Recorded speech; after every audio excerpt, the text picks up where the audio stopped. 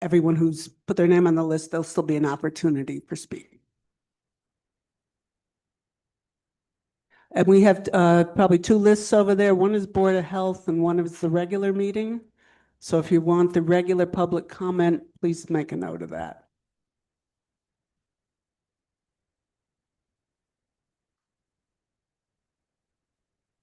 Okay. I'm going to call to order this meeting of the Board of Health of West Windsor Township for November 10th, 2025. Allison, will you please call the roll? Gawas. Here. Jeevers. Here. Lindell. Here. Weiss. Here. Whitfield. And have we adequately noticed? Yes, we were adequately noticed on January 17th, 2025 to the Times in the Princeton Packet, posted in the municipal building and on the township website and filed with the township clerk. Please stand for the salute to the flag. I pledge allegiance to the flag of the United States of America and to the republic for which it stands, one nation, under God, indivisible, with liberty and justice for all. Thank you. I'm now going to open public comment. For those who are not aware, we have two agendas tonight. The first agenda is just for the Board of Health. So this would be public comment only for people who have comment relevant to the Board of Health. Do we have anybody that wishes to make any first public comment for the Board of Health meeting at this time? If not, then I'm going to go ahead and close the Board of Health public comment. And we have one action item, the minutes, I believe. Yes. Allison. Oh, Okay. Whitfield here. Okay, present. It snuck in here. Okay. Approval of minutes, Board of Health, August 11th, 2025. Can I have a motion to approve? Salute. Second. Gawas. Yes. Jeevers. Yes. Weiss. Yes. Whitfield. Yes. Mandel. Yes. Thank you. And now we're going to have any kind of discussion for the Board of Health. Mayor or Melina, do you have anything to say at this point? I don't. No, Mayor? No, thank you. And now we're going to have Jill from the Board of Health give a couple of presentations. And at that point, we're going to then, after the presentations or during, I guess after each presentation, we'll see if anybody on the council has any questions or has any comments to make. Thank you. So Jill, you can take it away. Good evening. Thank you for giving us some time. We have several members of staff here today that are responsible for all the hard work that you see in the quarterly report. I know we just distributed the third quarter, and those reports have a lot of statistics in it. And Gitanjali Jane is with us. She is our public health nurse, and she's going to give you a little insight into the outbreak reports and what that involves in our department when you see a 1 or 2 under outbreaks, all the hard work that's going on behind the scenes. Hello, good evening, everyone. As Jill said, my name is Gitanjali. Can you please speak directly into the mic? Can you move it a little closer? Otherwise, it doesn't. Thank you. Can you hear me? Okay. Good evening, everyone. My name is Gitanjali, and I'm the public health nurse for the department. And thanks for allowing me to present today. I will be talking about the outbreak response that we do as a local health department. But before I start, I just wanted to bring your attention to the COVID-19 vaccine clinic that we are offering on November 13th between the hours of 10 a.m. to 12 p.m. This will be in collaboration with the Wegmans Pharmacy and the Mercer County Division of Health. We will be offering vaccines to everyone eligible 6 months and up.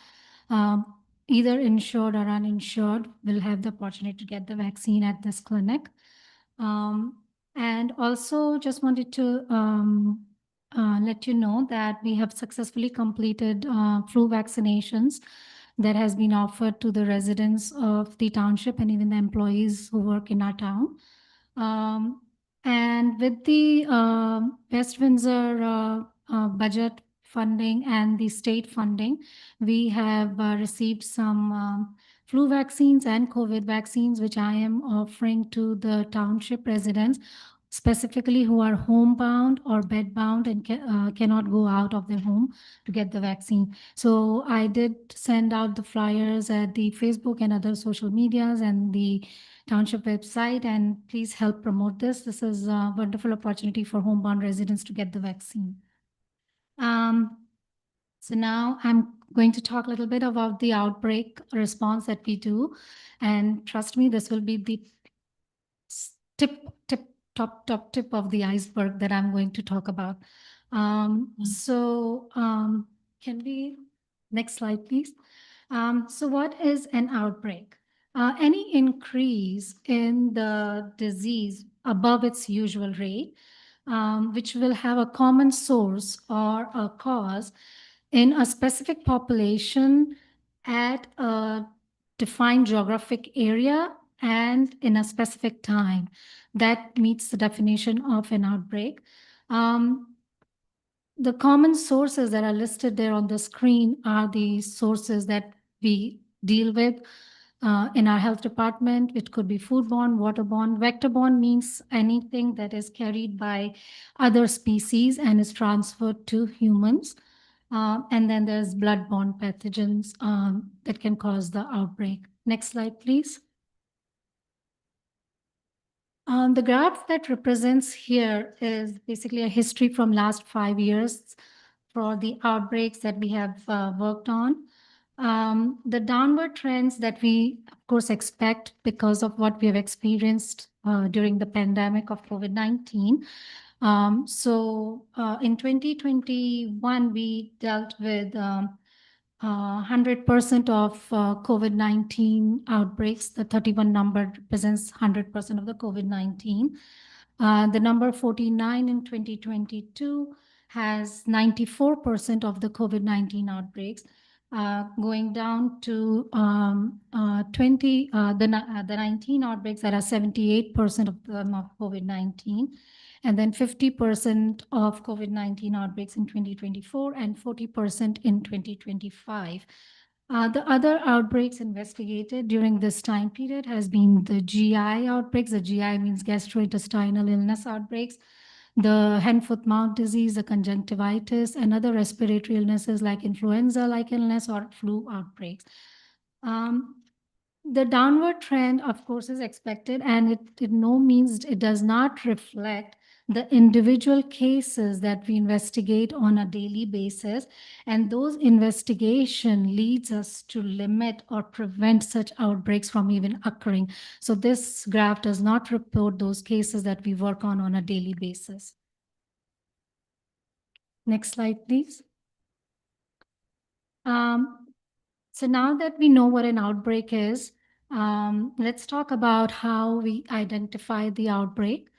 There are certain laws established by the State Department of Health that supports compulsory reporting from institutions, and the congregate setting over there means like assisted living where people live in group together. So like assisted living, daycare, schools, colleges, group homes, those are required by the law to report any outbreak that happens at their facility. Then there can be individual reporting, like a healthcare provider or a family member of the residents that are staying there can call us and report us about the outbreak. Even while investigating the cases during our surveillance, sometimes we find a common linkage between certain cases, and that leads us to identify the outbreak. And then lastly, there are certain toolkits established by the state health department as well that leads us to identify to the outbreak when we get those reports from those surveillance tools. Next. Thank you. That brings us to, once we identify the outbreak, it brings us to our phase 2, which is the outbreak response.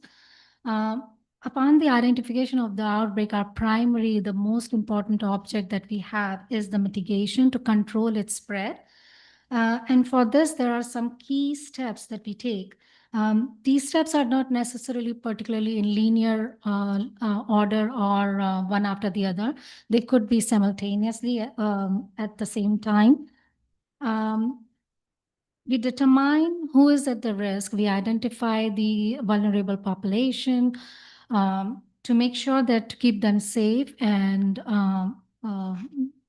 provide guidance so that the mitigation can start. We determine the causes of the disease too. We try to find out what could be the source, the transmission, how it is spreading in that facility. This is done mostly by the lab tests, the interviews, the follow-ups with the facility director or the administrative staff. And then we have open communication during the process with the continued, we provide them the continuous guidance, the resources and the education during this time. And the timely guidance is the key during this time because every outbreak has to be limited and every virus or a bacteria has their lifespan and it has to be controlled during that time period. Around this process, we also determine the effectiveness of all the control measures we are doing to make sure that they are effective and whatever needs to be evaluated and changed during this course of process, we do that. While doing all this, we are also collecting the data, the information. We are communicating with the state on a daily basis, giving them the data as well, which goes to the CDC and the state data system. And this all helps us to even help us to for our future outbreaks to learn from those whatever we are doing.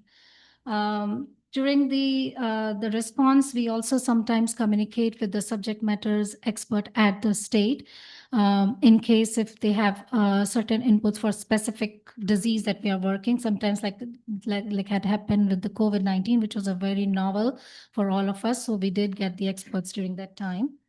And then we also conduct some site inspections if needed to visit the site and make sure that they are doing what is to be done. They're doing due diligence to mitigate the spread. Next slide, please. For the surveillance and investigation, we do use some tools, and I don't want to go too much in detail of all the tools and the steps for those responses. But you can see like there's an Excel sheet, which is just one example of the line list that we use, which involves like signs and symptoms, the onset date, and all the details that the facility gives us, which actually gives us like a picture for the outbreak that's happening at the facility. So we do the intake report, and there is like a during the line list, there is revisions, and there is a long process that involves paper trail behind it. Like I already mentioned, the site inspection and subject matters involvement during this process as well. Next slide. So when there is no new case reported for 2 incubation period of that disease, the outbreak is considered concluded. And this is determined in collaboration with the state epidemiologist. Outbreak closure report that we submit has to be submitted within 30 days of our when it's concluded.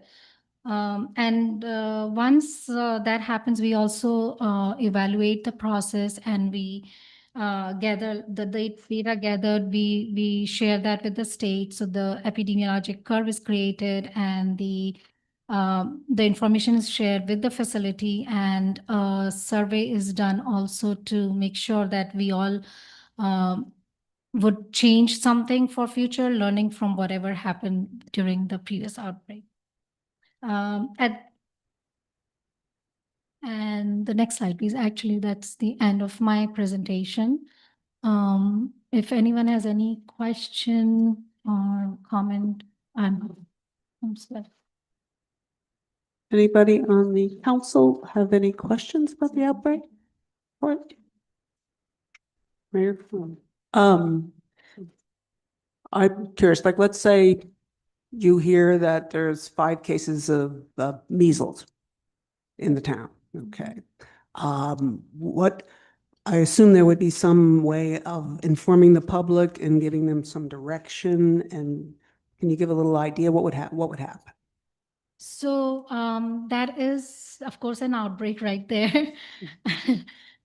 Even with one case, I don't even go to 5 cases. Even if we get one case, it involves lot of contact tracing, and it involves partnership, like the stakeholders, other people. Like if the person travel, like say with plane, we are reaching out. The state is reaching out to the airport authorities. If the person traveled with a car, the Uber, whatever have you, those contacts are identified throughout. So the 21 days prior the exposure, like from the date the rash began, 21 days prior to that, the whole 21 day, the list is there for each day where the person went, restaurant, shopping, grocery, like whatever have you. The life story of that person for 21 days is collected. And then all the individuals that are identified during those 21 days are notified.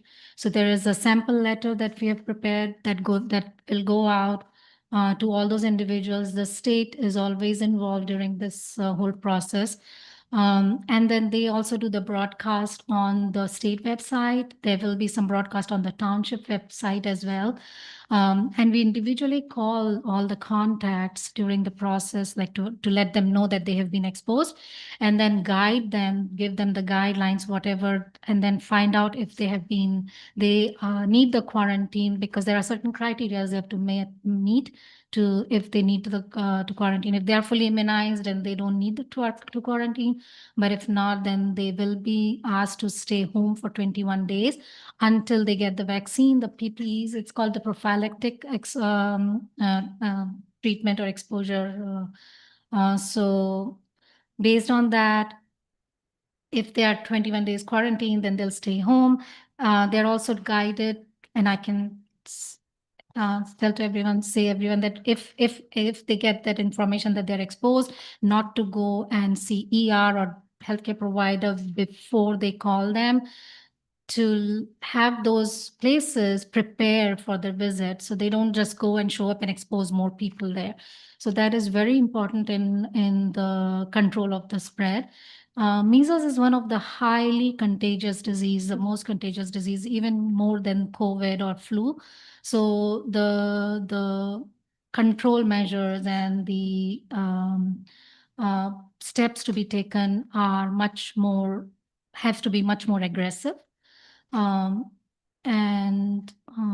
think, Great. So to what level do we backtrack I'm sorry? exposure? To what level do we track the exposure? Is it the immediate people who were exposed, or we go beyond that? And are we talking about measles? Measles or any outbreak. So During each, COVID, I remember we had like this third tier, fourth tier, whatever. So I don't know Yeah. if we have that. as so well. every virus or every bacteria will have their own way of spreading, right?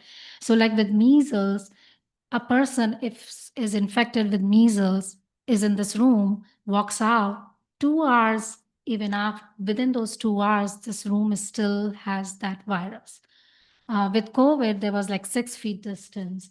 So it depends on what kind of exposure it Exposure. is. Okay. Yes. And whether the virus lives a certain amount of time in the air, and whether it's foodborne, airborne, waterborne, or whatever. So each Yes. one has its own set of criteria. Correct. Right. Yes. But with something like measles, without, of course, giving anybody's name out, the public would get notified that measles was Correct. in the area, Yes.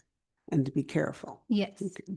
And the sample letter that we have is a general letter. We do not, even during COVID, we did not identify any IDs. It is a confidential letter, which with no names on it. It just says like, okay, you have been exposed on this date from this time to this time. That's about it. Okay. But Okay. everybody the public that you may not know has been exposed, the general public would find out also, correct? By announcing it. Yeah, with the announcement, yeah. Yeah, Yeah. with measles, there would be a public notification. And you work very closely with the school district. Yes, I do. I work Right. with closely with, not just not just the school district, even the long-term cares, I mean, the assisted livings in our area, the businesses, Right. yes. Okay. Yeah, thank you for your Thanks. presentation. Very informative. Sure, thank you. Any other council, anybody questions? No? Okay, thank you very much. Thank Thanks. Thank you. Thank you. Thank you. Next would be, did you have anything else? You want to go to the draft ordinance?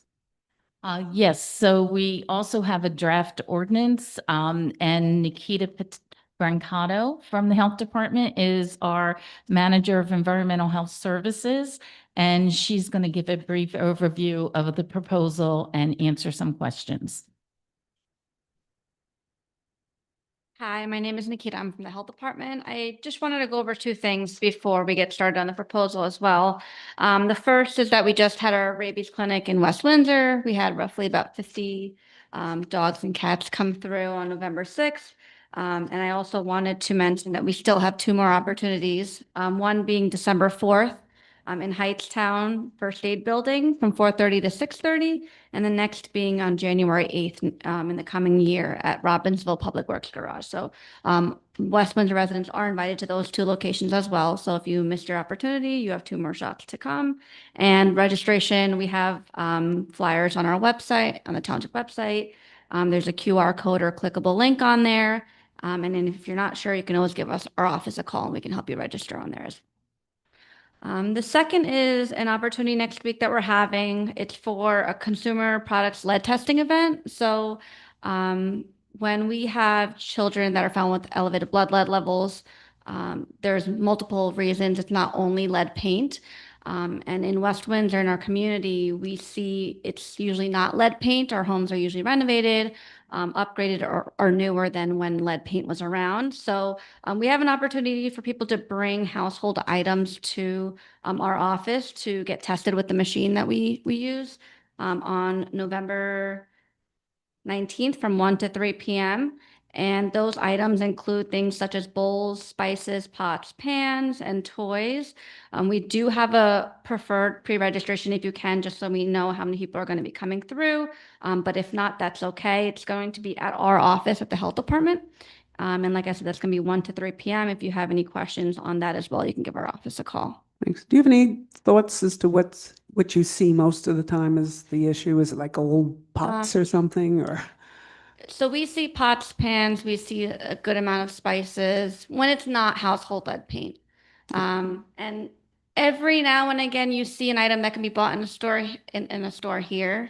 Sometimes I would say majority, it's when people bring stuff from another country, but there are a good amount of stuff that make it through to stores here that people are not aware of that do have it. So it doesn't hurt to get it checked out if it's something that if you have young children that if they have a lot of mouth behavior, they could be exposing, or if you're cooking with it, it heats up in that vessel.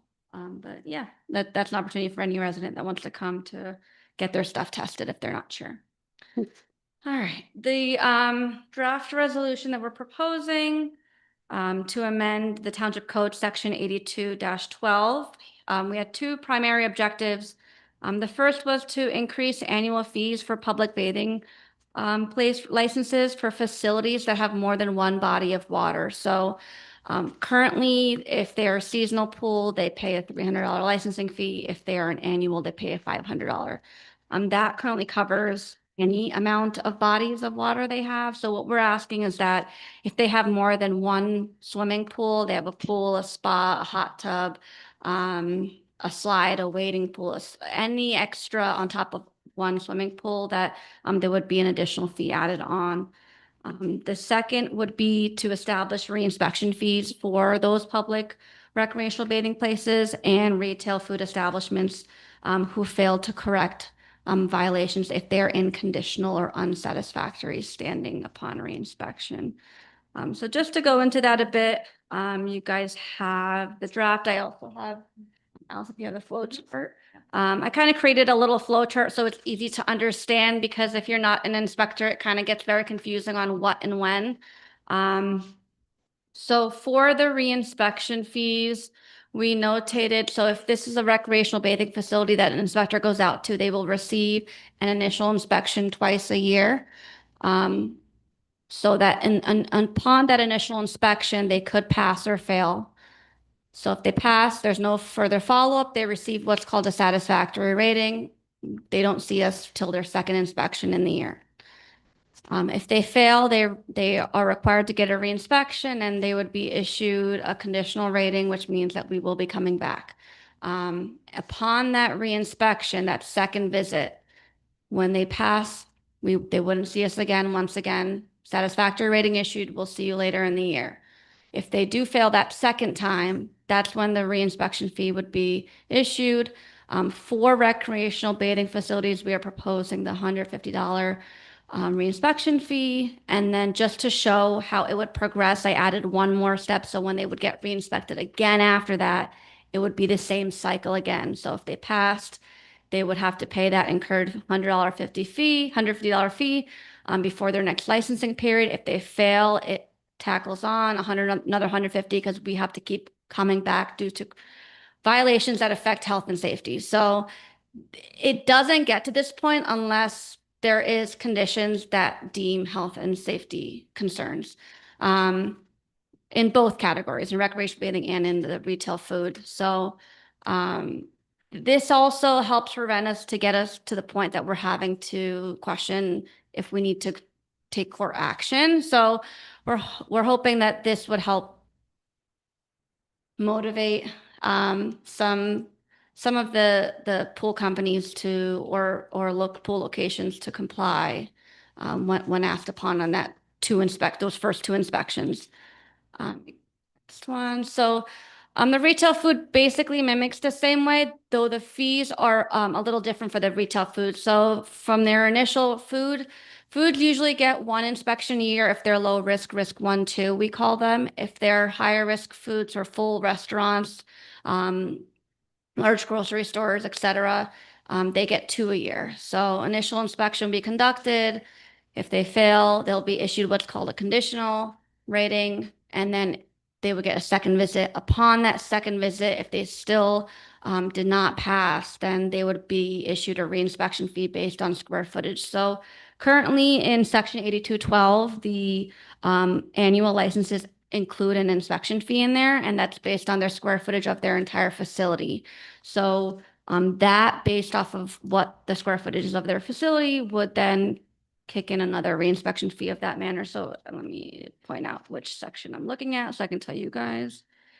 So if you look at 82-12 C2, C2, and then B2. No, not B2. Yeah, 3A. So those two sections are our fees that are currently already in place. So for 3A, if let's say a retail food place that's up to 1,000 square foot failed that second reinspection, they would be issued a $135 fee. And then they would be getting another reinspection to hopefully pass on the next one. And that same thing like the recreational bathing, prior to the next licensing period, we would want that fee to be paid. Okay. Did I think that's everything for the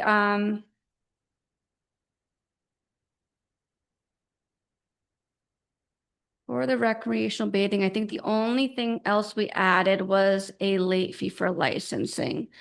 So just like we do for retail food, if they don't license within, I think 60 days that we give out the application. So if they don't license by January 31st, for the new year, a $100 late fee kicks in for retail food licensing. For recreational bathing, we license middle of the year. So if they don't renew their license by May 1st, the $100 late fee would kick in for the recreational bathing. Yeah. Yeah, we give a 30-day grace period for both. For the pools, they tend to open close to Memorial Day, so we want to get those licenses in before so we can do those inspections on time and get everyone in before the Memorial Day weekend. If anyone has questions. That's for the outdoor pools. What about the indoor? So indoor licenses for April 1st. And then outdoor, they license Memorial Day weekends, whatever day that falls on. So it would be the 30-day grace period for both. Little confused. Way I read this is that on the first reinspection, there was a charge? So, so after the first reinspection, so they would have an initial, It fails. If the if the first two fail. first re-inspection fails, there is a charge. So they get one free reinspection? Yes. One free, yeah, Okay. one free inspection. If it fails, then there's a charge because there will be another inspection.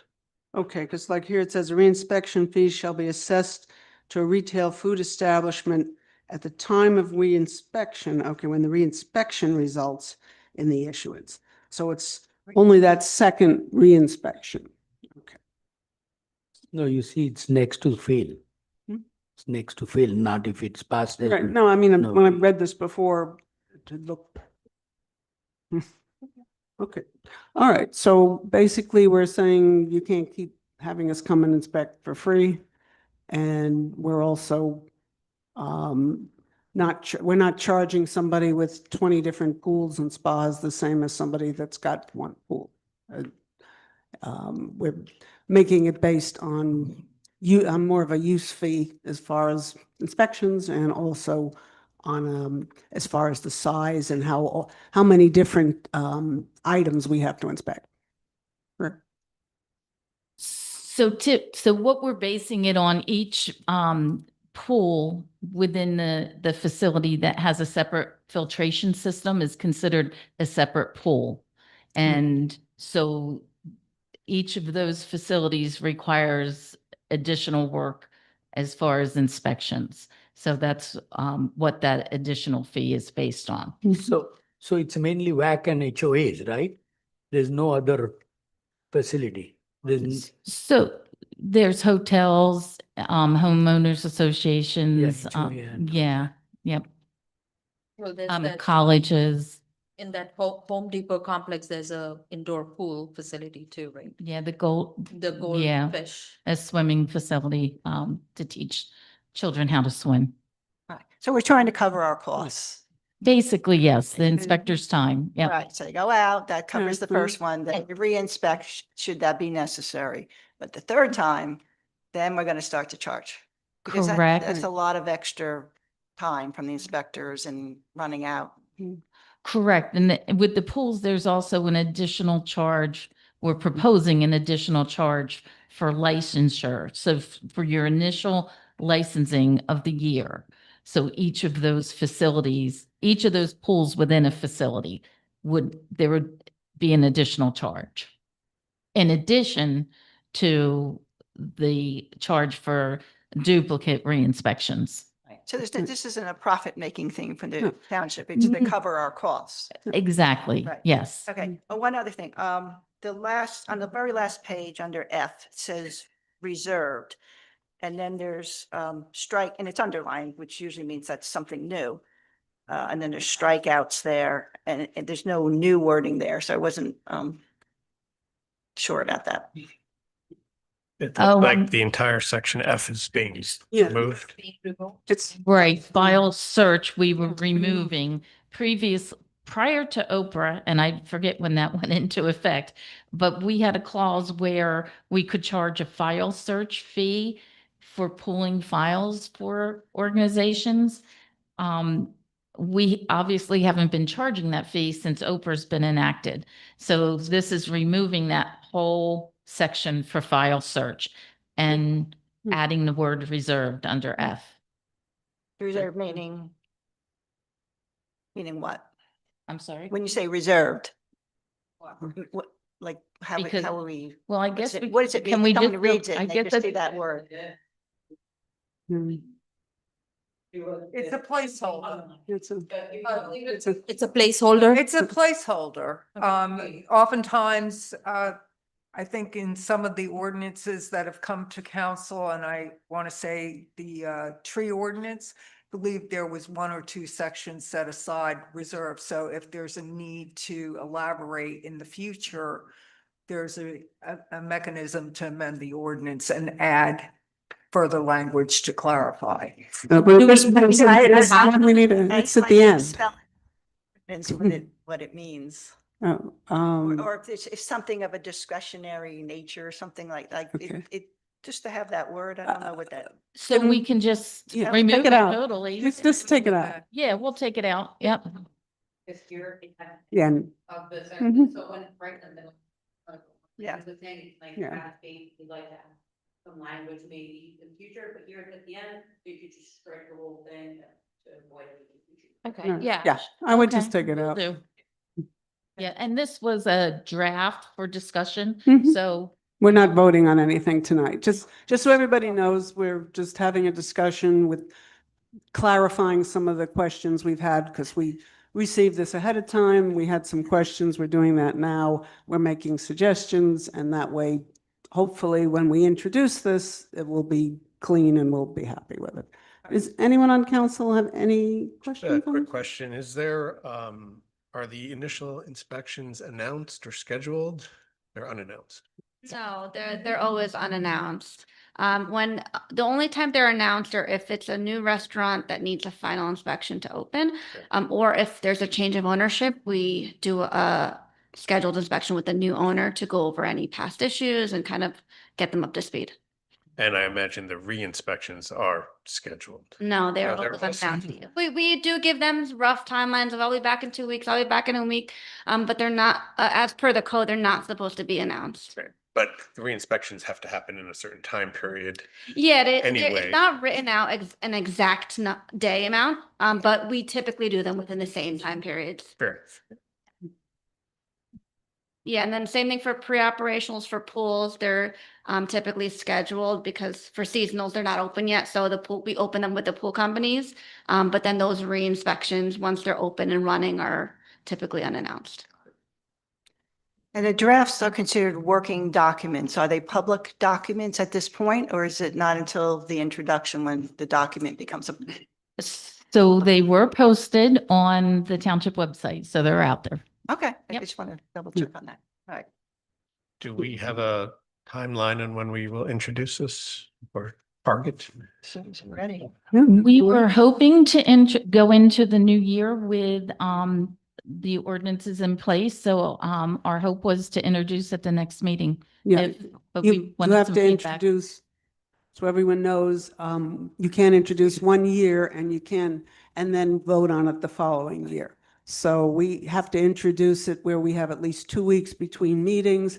So the next meeting, and I'm not absolutely sure, do we have exact number of days if it was the meeting after?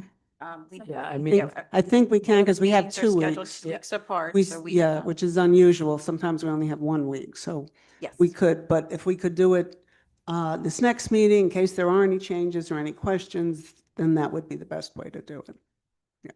Very good. Thank you. Okay. Andy, I have a question. So have we done this late testing before or this first time we are doing? So we've done it 2 times earlier this year, but it was in more of a school setting. And we had some feedback from a resident who was interested in testing some items. So we thought, why not make it maybe Yeah, I regular? mean, my concern is you are saying 1 to 3. Each house will have Yeah, so probably 20. it's discretionary. That was just in case we had a line out the door.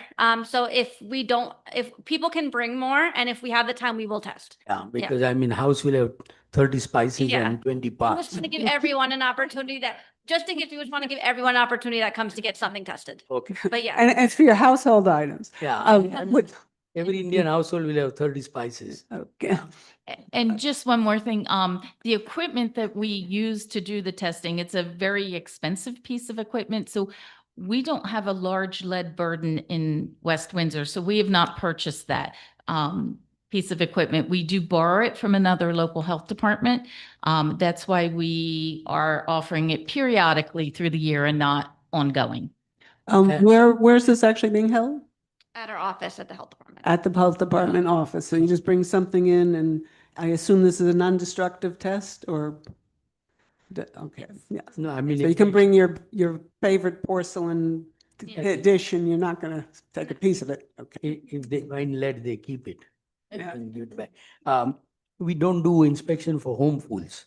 For, Homeowners owned pools.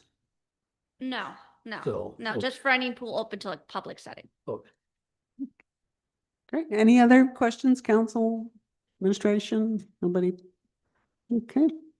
On anything for the health department at this point? No. Oops. Thank you very much, Jill. Did you have anything to ask of us? I think. you're Thank you fine. very much. Thank you. Thanks, Jill. Thank you, ladies. Thanks.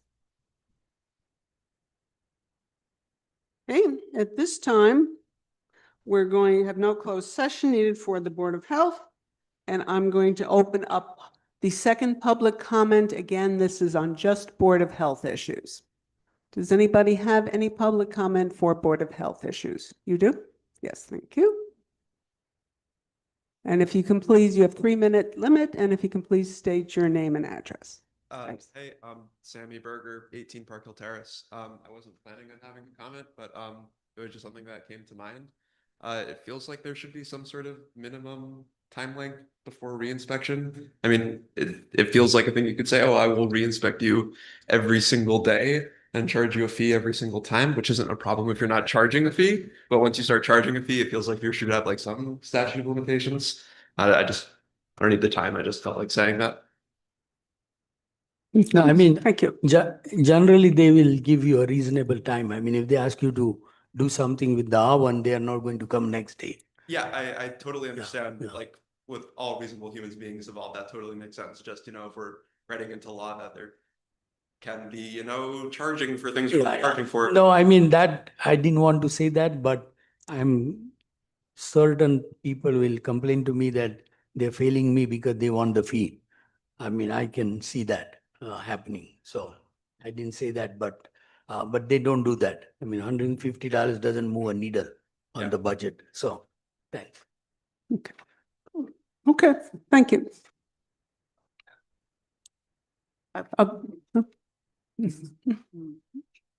Okay, at this point, if no one else wishes to speak at the Board of Health, I'm going to. Sure. Name and. Barbara Brown, 5,000 Cops. Thank you. Because Eamon was checking that the inspections were only for commercial purposes. I just wanted to check that the licenses are also only for commercial purposes. For the pools. Yeah, yes. Okay, all right, yeah. Right. Perfect, thank you. So your backyard is safe. Okay, okay. All right. Anybody else wish to make a comment for the Board of Health? No? All right, thank you. I will close the Board of Health comment. Thank you, Jill. Thank you, ladies. And at this point, I'll ask for a motion to adjourn the Board of Health meeting. So moved. Second. Want to do roll call or just we can just do a regular? All in favor? Aye. Thank you. All right. Moving right along. Okay. I'm going to call to order the regular business meeting for West Windsor Township Council of November 10th. Allison, can you call the roll again? Gawas. Here. Jeevers. Here. Mandel. Here. Weiss. Here. Whitfield. Here. And we've adequately noticed? Yes, we were adequately noticed on January 17th, 2025 to the Times in the Princeton Packet, filed with the municipal clerk, posted in the township website and at the township municipal building. Thank you. We have already done the salute to the flag. So now we're going to go into ceremonial matters and topics for priority consideration. And today we have an update from the Stony Brook Regional Sewage Authority. About a month or two ago, we got a email from the Sewage Authority alerting us to what's called PFAS, forever chemicals, new DEP regulations that may be coming down for sewage treatment, and some various lawsuits that are going on with various contributors to this pollution, and that raised some council concerns. And so I requested Arun Bosley, who is our representative, the West Windsor representative on the Stony Brook Regional Sewerage Authority, to come up with a little presentation, giving us a little bit background of what the Sewage Authority is and what possible ramifications this new DEP regulation might have, particularly as far as costs and availability. And I believe you've also brought Dr. Gail Downey, the chair, to help you with the presentation. And Arun is a professional engineer and has been on the commission for probably like a couple of years now. So thank you. Take it away, Arun. Evening. Just for full disclosure, I'm a professional engineer, but in this case, I'm not representing as a professional engineer. This is just as a resident of West Windsor Township. So my licensure should be kept on the side, please. So a lot of people have asked about Stony. Can you speak directly into the mic? A lot of people have asked about Stony Brook Regional Sewage Authority, what we do. So I am the West Windsor representative for the Stony Brook Regional Authority. Next slide, please. Okay, a brief. Can you, if you don't speak right in, and it won't record. So If you want, you can sit and talk. Yeah.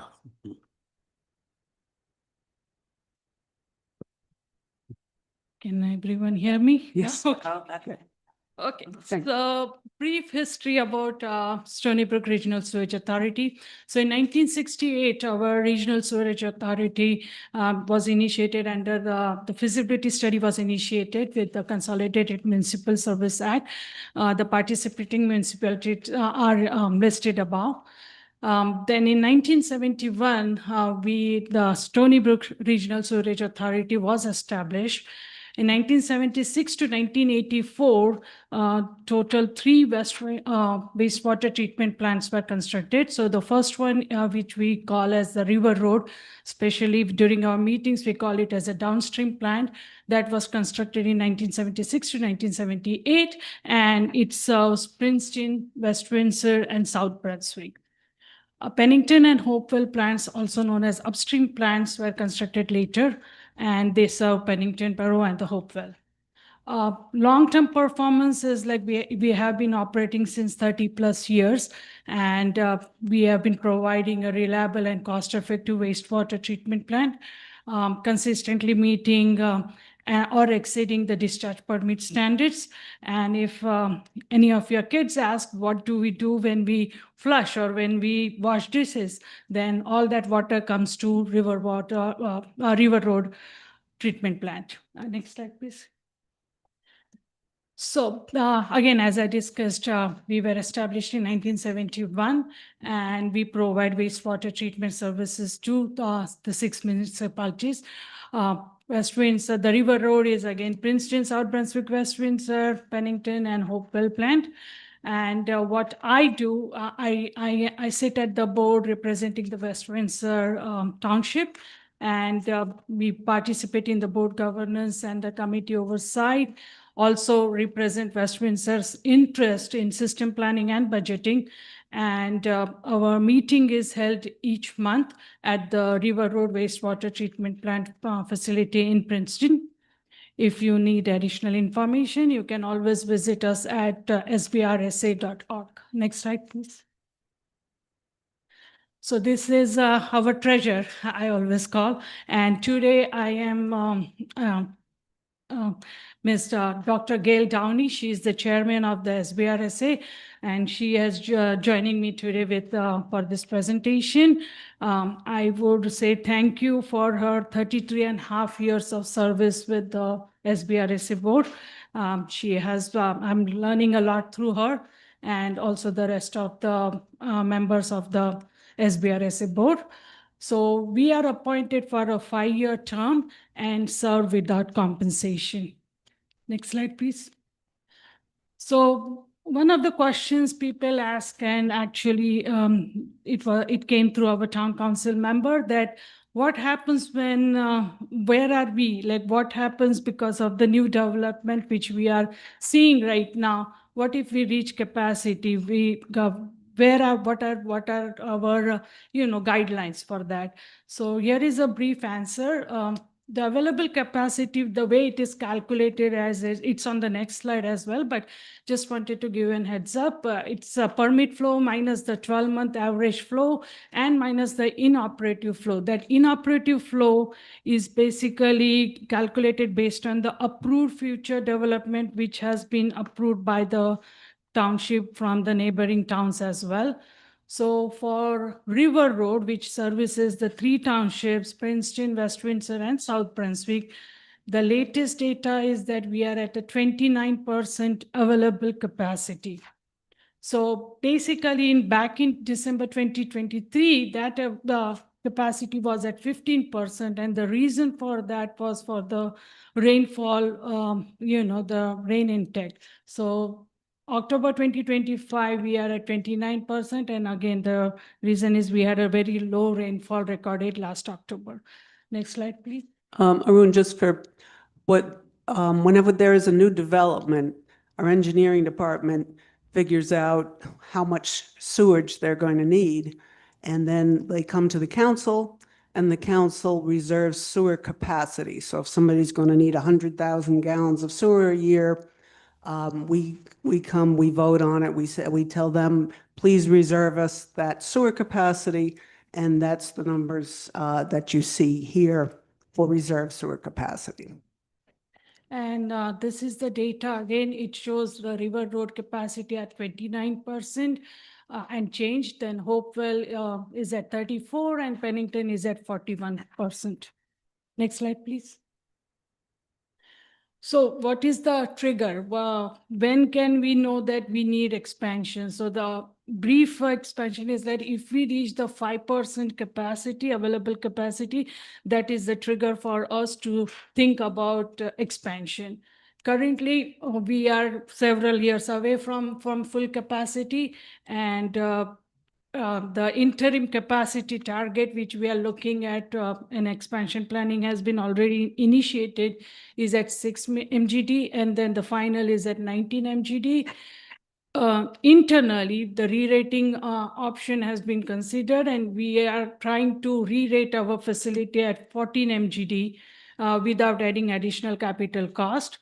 So basically, it gives additional time for us for the expansion. Next slide, please. Oh, I forgot to say that it roughly takes about 3 years to complete in an event. There is a trigger for us to, increase our capacity from design to construction. So another question that came to me was about what is the recommendation for our West Windsor Township. And based on the most important thing is the inflow and infiltration assessment and the reduction of it. So with West Windsor, based on the data which I have been seeing, we are among the best serving for with the SBRSA municipality. So we are doing good.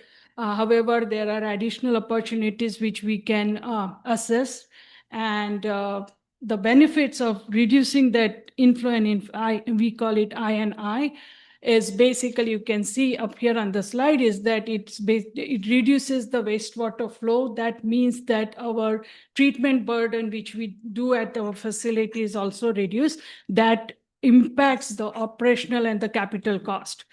So an example here shared through David Smith, he's our lead with the SBRSA.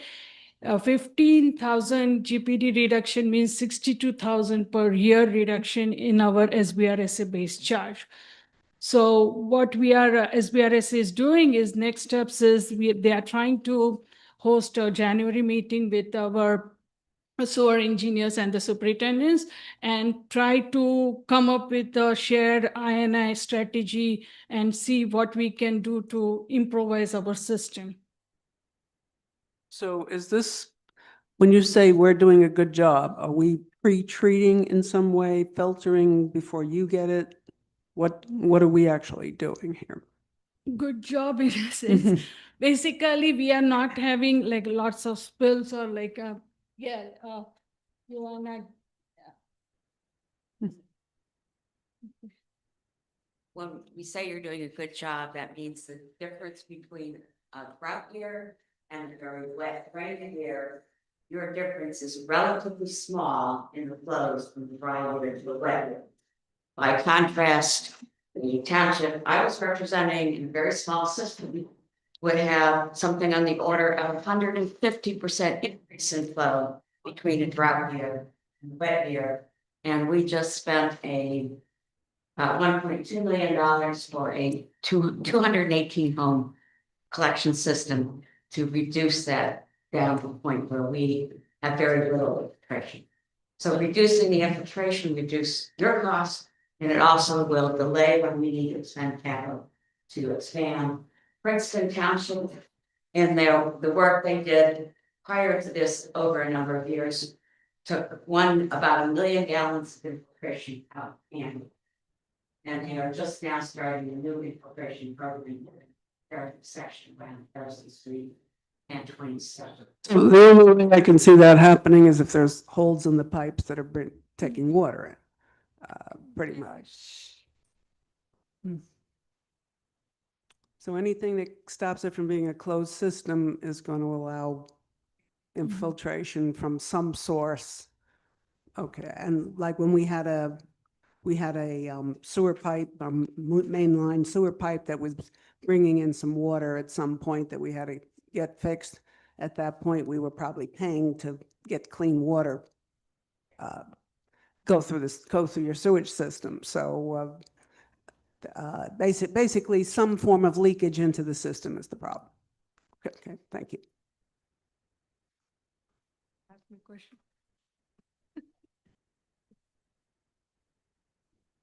Thank you, Gail.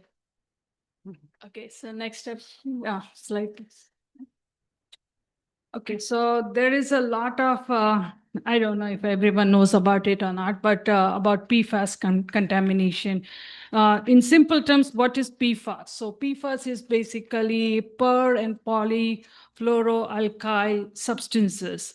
What is PFAS? Where did we get that? It is basically a human-made substance. There exists roughly like around 15,000 plus human-made substances, which is basically the per and polyfluoroalkyl. These are all contaminants. Common example, and again, Andrea did ask me, well, who gets this? Who manufactures it? Other than the industrial, the household items which you can see PFAS in as basically in water and stain-resistant materials. That includes cosmetics, anything stain resistant you are doing, the fire, the firefighter, the foams, then anything regarding like stain resistant clothing. I mentioned paint. So these are all the household items, pesticides, whatever you use, even your makeup. PFAS comes through that from household items, right? And regarding, so there has been 3M. So 3M is the manufacturer of PFAS materials, and it's forever chemicals we call. There was a settlement done through the state, and we as an authority as BRSA and other authorities have also joined us. We are pointing out things which we don't agree with the settlement. It is a huge settlement done with the state of about roughly like $450 million. So here is a brief description about the PFAS contamination and the letter which the township was also sent through our SBRSA board. So DuPont and these other companies have been manufacturing and using this PFAS, and major contamination site locations are Chambers Work, also known as Pennsville or Carneys Point, and the Parlin facility. This was occurred, the majority of the PFAS contamination was occurred due to the industrial discharges and also the consumer products, which I had already mentioned, and then the firefighting foam. Next slide, please. So DEP had enforced back in 2019, there was lawsuits filed against this 3M, DuPont, and related parties to seek remediation and compensation for the Chambers Work and the Parlin sites. there was a statewide directive requiring these companies to investigate and address the PFAS contamination. And there were additional lawsuits against this, the firefighting AFFF manufacturers and the component suppliers. Next slide, please. So in lieu of that, 3M came up with a settlement to the state saying that we will offer you $450 million in order to compensate for the natural resources, then also support the PFAS cleanup, which we have costs until now, and then also reimburse the DEP and state agencies for all this additional investigation and the litigation cost, also address the consumer part of it, and cover all the penalties and the punitive damages. The public notice was scheduled in July 2025. Next slide, please. So the state here, they are saying that, oh, good, we are going to accept pretty much your offer. And they are stating that the PFAS contamination damaged the water supplies, harmed natural resources, and has also posed a public health risk. So the settlement also represents, based on the state position, a major step in holding polluters accountable and funding cleanup. So the funds will also support for the PFAS abatement and remediation projects, and also improve the drinking water quality, particularly in Salem County and statewide. So this is the state's stand with regards to the settlement. Next slide, please. So the following slides are basically, I'm taking those slides from our attorney who represents us at the SBRSA. Her name is Diane Alexander, and she works with Marazzetti Falcon LLP. She's the attorney at law. I'm using her slides, but I have accepted, taken out some information and tried to do a bullet point. But the reference is with regards to her site and slides and what we are going to go forward with regards to this lawsuit. Next slide, please. So here are the key terms of the proposed settlement, which again I'm reiterating. So 3M is released, if we accept this settlement, 3M is released from the state liability, basically from anything related to sales, marketing, distribution, use, and manufacture of PFAS in New Jersey. And then, of course, they are also going to continue with the remediation and cleanup of the sites and the currently whatever are affected due to the PFAS contamination. Next slide, please. So covenant not to sue. So why this matters for us as municipalities and ratepayers? That the settlement is very broadly written. And then what it is doing, it is preventing all of our public utilities for seeking any reimbursement for the PFAS treatment cost. So we as a utility, we are not the polluters. We did not include the PFAS into our system. This was basically an industrial waste which comes through the manufacturers, and then we as a municipalities, we have to, or the utility company have to treat and just make sure that the water is to the current standards to discharge to the rivers. So basically, we are against this settlement is because then we have to clean up the cost, and which will also add the financial burden to if we cannot cover the cleanup cost, because there is a huge contaminants being dropped into this wastewater treatment plants, and then the cost rises based on how much contaminants we have to clean. And that is basically, if we as an SBRSA or other authorities, we cannot cover that, then the whole financial burden will now shift to our towns and the ratepayers. So this is why we are trying to come up with this settlement options. And yes. In addition, they have settled with other states and not put in the covenant not to sue. So the settlement that the state of New Jersey has proposed is unique relative to how 3M and DuPont are settling with other states. So that is a concern, is that for some reason they're forgetting about us, and it's going to cost the sewer authorities millions of dollars, which will then be paid by your rate users. Is that constitutional? Don't ask me.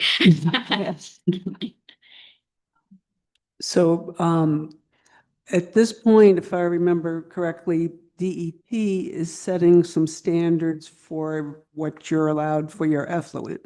And if they set the standards at a certain, depending on what they set the standards at, you might have to do extraordinary investment in capital to make that happen. Is that where we're going? And just for the audience here, since we have got some people, if you have sewers, you pay a sewer tax based on, it's really based on your water usage, but the assumption is that you're using more sewer. And that means that eventually you're going to wind up having to pay for whatever this is, because they're not set to take a loss. We basically have to pay them by the gallon for the sewage. Okay. Difficult here is that they're setting a standard, but they haven't set what is going to be required for treatment. So right now you have water companies using carbon to remove the PFAS. But then what happens to the carbon with PFAS? And one of the proposals for the water company is that they send it back out to the rivers and to your water, and it eventually comes back in again. And then we will have to invest in carbon to treat the water, et cetera. There isn't what I call a cradle to grave solution for PFAS yet. So the only thing that's out there is to put it on carbon. You don't want to go and send the carbon with the PFAS on it to a very high temperature incinerator, because you're sending all kinds of CO2 out and you're aggravating our climate problem. So this is an area where research is needed for what I call our real ways to destroy the PFAS that are not just move it from one medium to another. One of the biggest sources of PFAS is actually landfills. The leachate from the landfill contains an enormous amount of PFAS, one of the largest sources, and that's getting put into your rivers again. This is a very complex problem where they set a standard, but they haven't set the regulations. They don't have really a recommended treatment area. And it's, the potential costs are phenomenal depending on what they require us to do with it. And this could go beyond the sewage treatment, because our MS4 permits are now predicated on us improving the water quality in the watershed. And each town is going to have to pay money to go figure out how to improve that water quality. And it's going to be a separate capital and ongoing expense. So. No question. Okay, and do you have any more? Or should we open to questions here from the council? I think there are Want just to few go? more slides. I'll Okay. just go quickly about that. So next slide, please. So this is what we were talking about, the anticipate new PFAS standards. This is for fresh water. I'm not going to go over it. Next slide, please. And this is for the saline water. Next slide, please. So basically, the anticipated cost of compliance for this could run into tens and hundreds of millions of dollars, with additional, terms for like land and disposal cost. Next slide, please. Again, this is also the release of liability and key requests. This is what we are trying to tell them that, that ensure treatment authorities retain the legal ability to assert claims against any responsible parties for PFAS contamination now and in the future, and then other things with the covenant not to sue. And next slide, please. And this is just the scheduling order. If anyone is interested, you guys can look up. And I think the court will be there January 7, 2026 at 9 a.m. The hearing is scheduled. Next slide, please. Okay, that's it. So thank you very much. And with Gail Downey and David Smith, Diane Alexander, and the rest of our SBRSA team, thank you for hearing us and thank you for your time. Thank you very much. We'll open it up. Do you plan I assume you've got a lawyer here, so you're planning a legal brief opposing this at this point? I've already filed a letter with the DEP objecting to the settlement.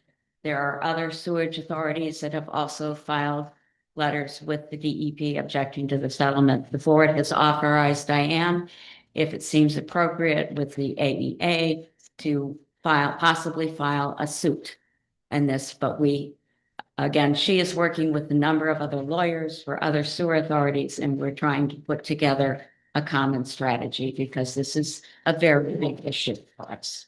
So I have no idea what are we talking about 10% increase on our sewer bills, 20, 40?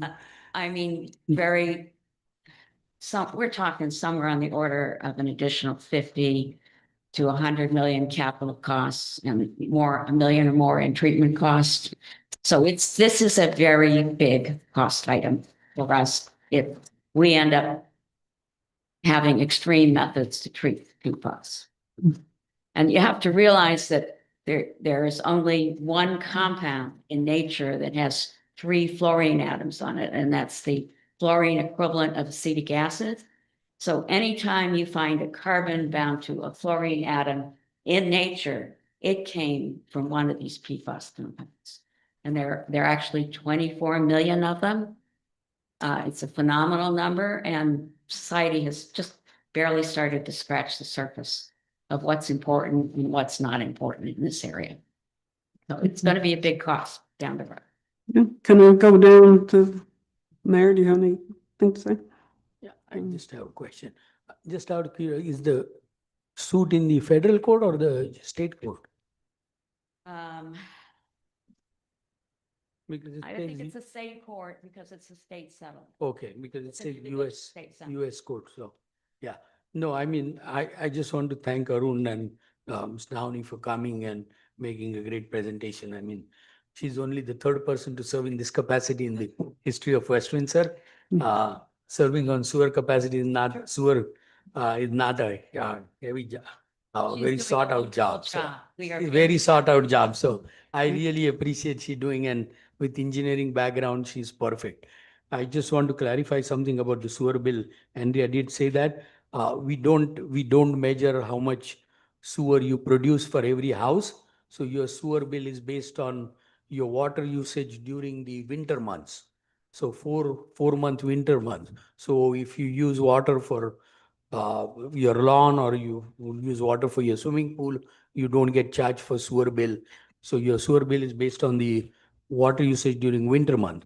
Now there's a quirk in that, and couple of people have been bitten by that. We do have a minimum sewer bill, and that minimum sewer bill is higher than if you used a little water in winter.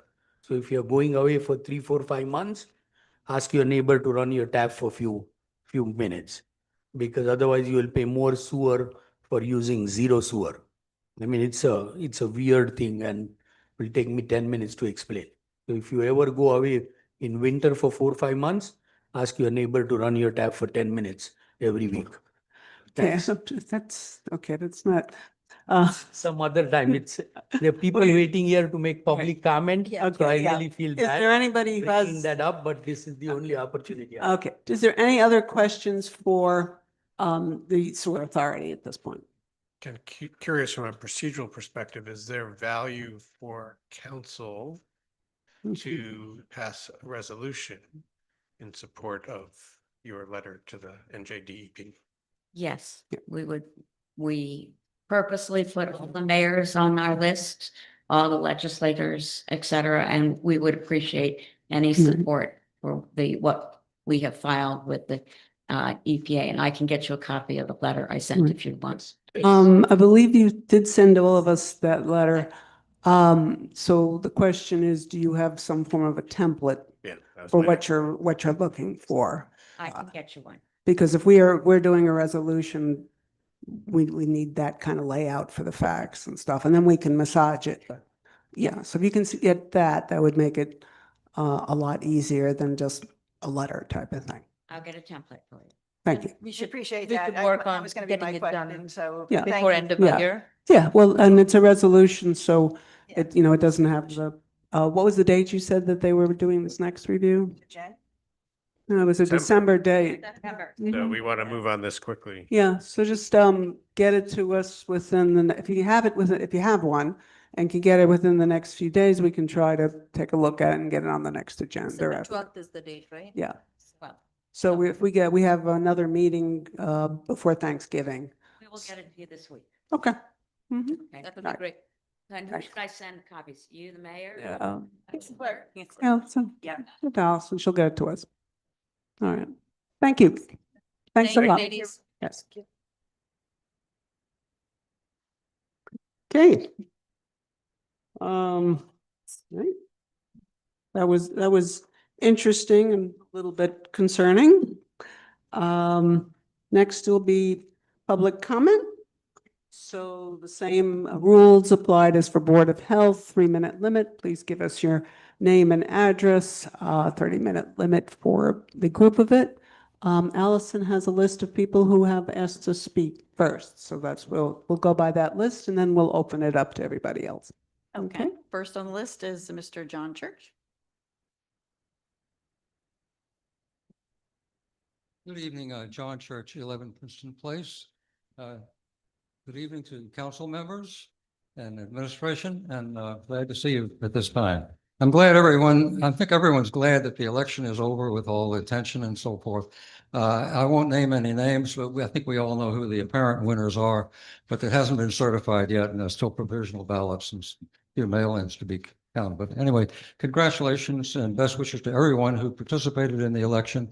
I know it's a real strain for the candidates and even for the public at times with the discussion. So all the best wishes for the future for the winners and even those who did not win but may run again someday. In the spirit of nonpartisanship, I want to congratulate everyone who takes part in these elections. I would like to suggest that anyone who wants to run for mayor in the future should probably run for council first. That's the way you really learn how the system works. So 2 years from now, there'll be another council election. So those people who aspire to be a mayor, I think would do well to run for council and see if they can get elected. Then they would know how the system works.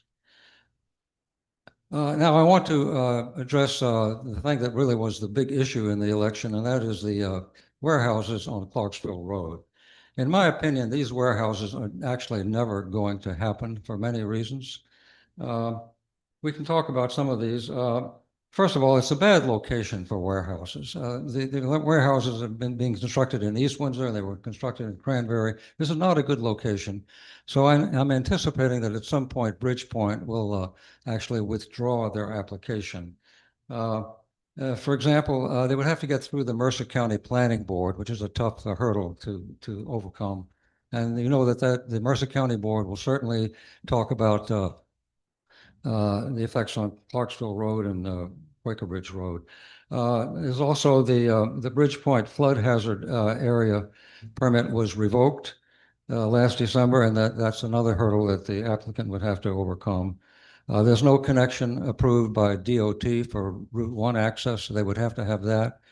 And also there's the Delaware and Raritan Canal Commission who would have to approve it, and they might be worried about overflow into Duck Pond Run, which gets into the canal, which is our source of drinking water.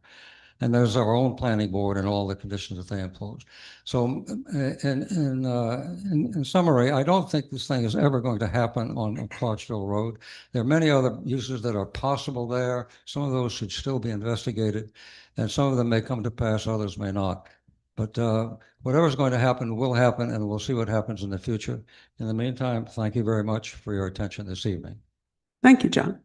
Who's next? Okay, Elizabeth Warner.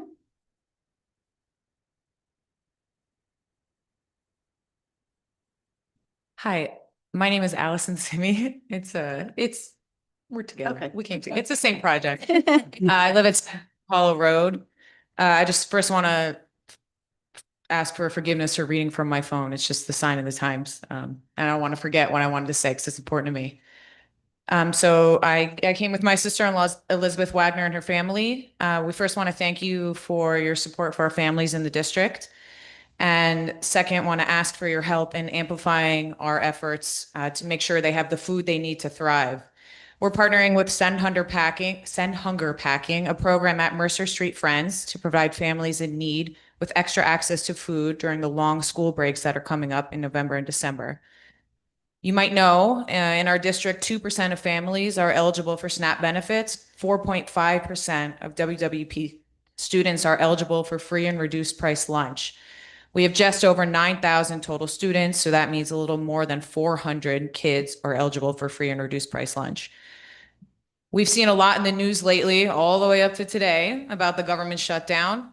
And that's been a big driver for our fundraising efforts. Besides the students who were already eligible for free and reduced price lunch at the beginning of the school year, now we know some families have been affected by the shutdown and lost income even while the parents are still required to work. I see a lot of nodding heads. So I just want to take a step back from the news cycle for a second and just think about what that's like for these families who are our neighbors. Families of 4 that are eligible for free and reduced price lunch are earning $72,000 or less in annual household income. Could be a lot less.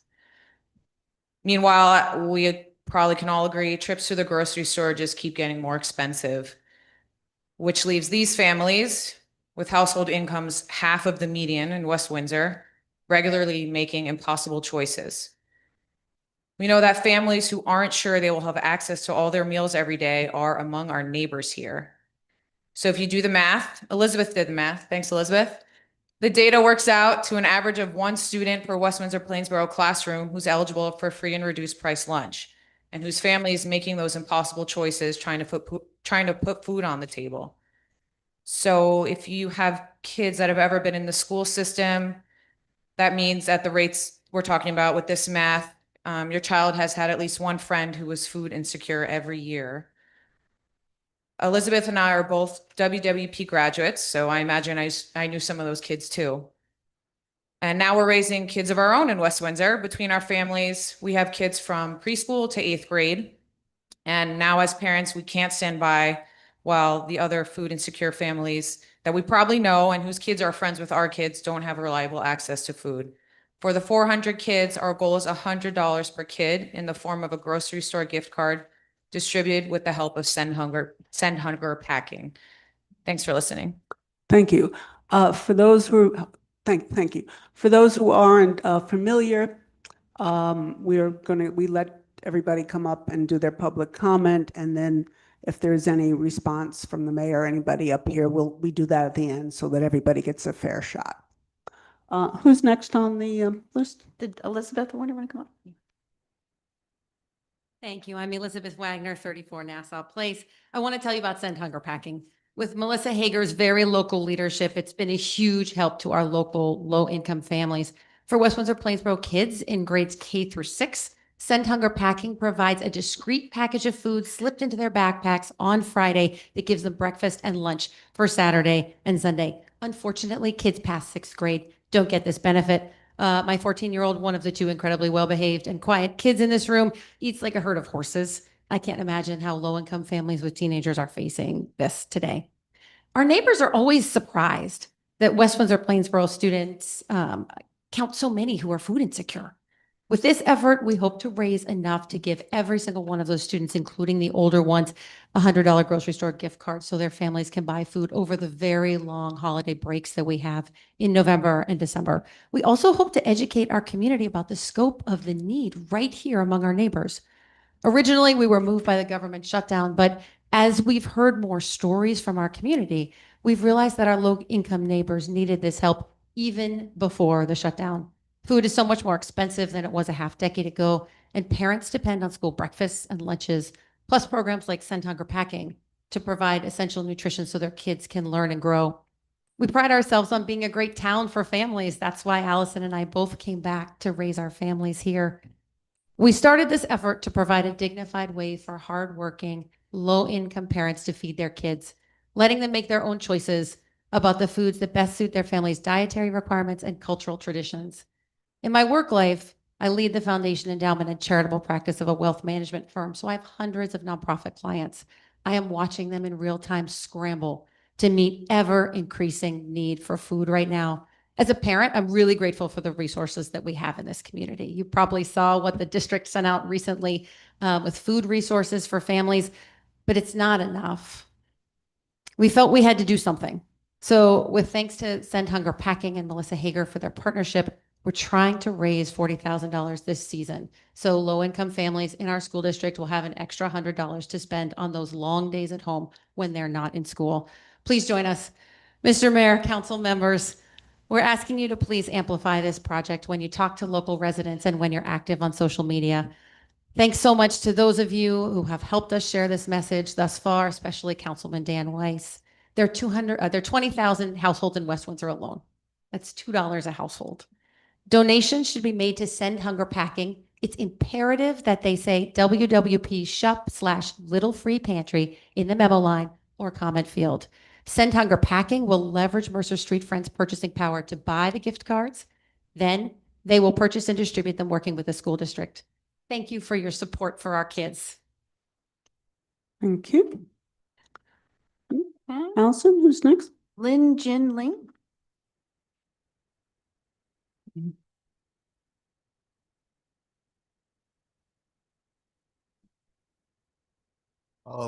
Hi guys, my name is Ishrat Kamal Dogar and I'm a small business owner here in Clarksville Plaza, Global Grill and Halal.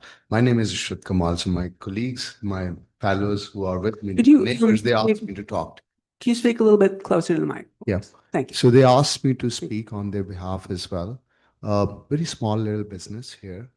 I have from last Sunday to this Sunday, I have lost almost 50% due to the clear of this road.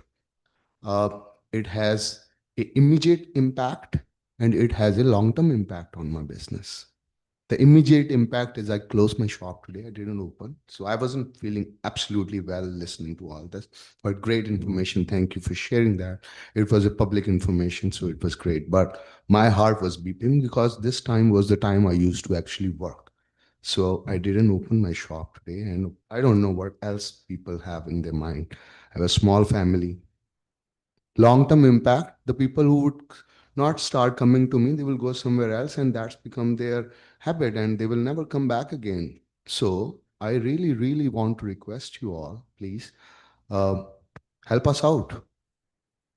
We need help. There are two kinds of businesses taking place there. One is subscription-based model. You can imagine martial arts.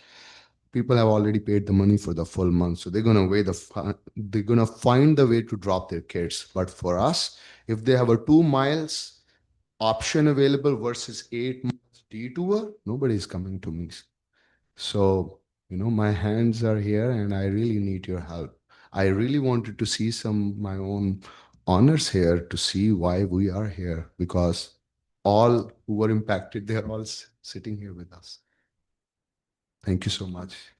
Thank you. Can I have you sign in on the sign-in sheet too? I did. Yeah. It's under the Ishrat Kamal Dogar Global Grill and Halal. Yes. So I speak for 2 or 3.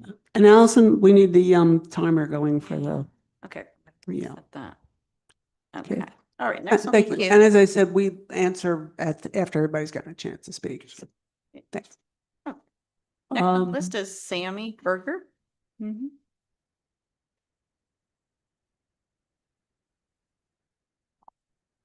Hey there, I'm Sammy Berger. I'm back from 18 Park Hill Terrace. So I was interested in the election, and I think I actually talked with Linda over the phone.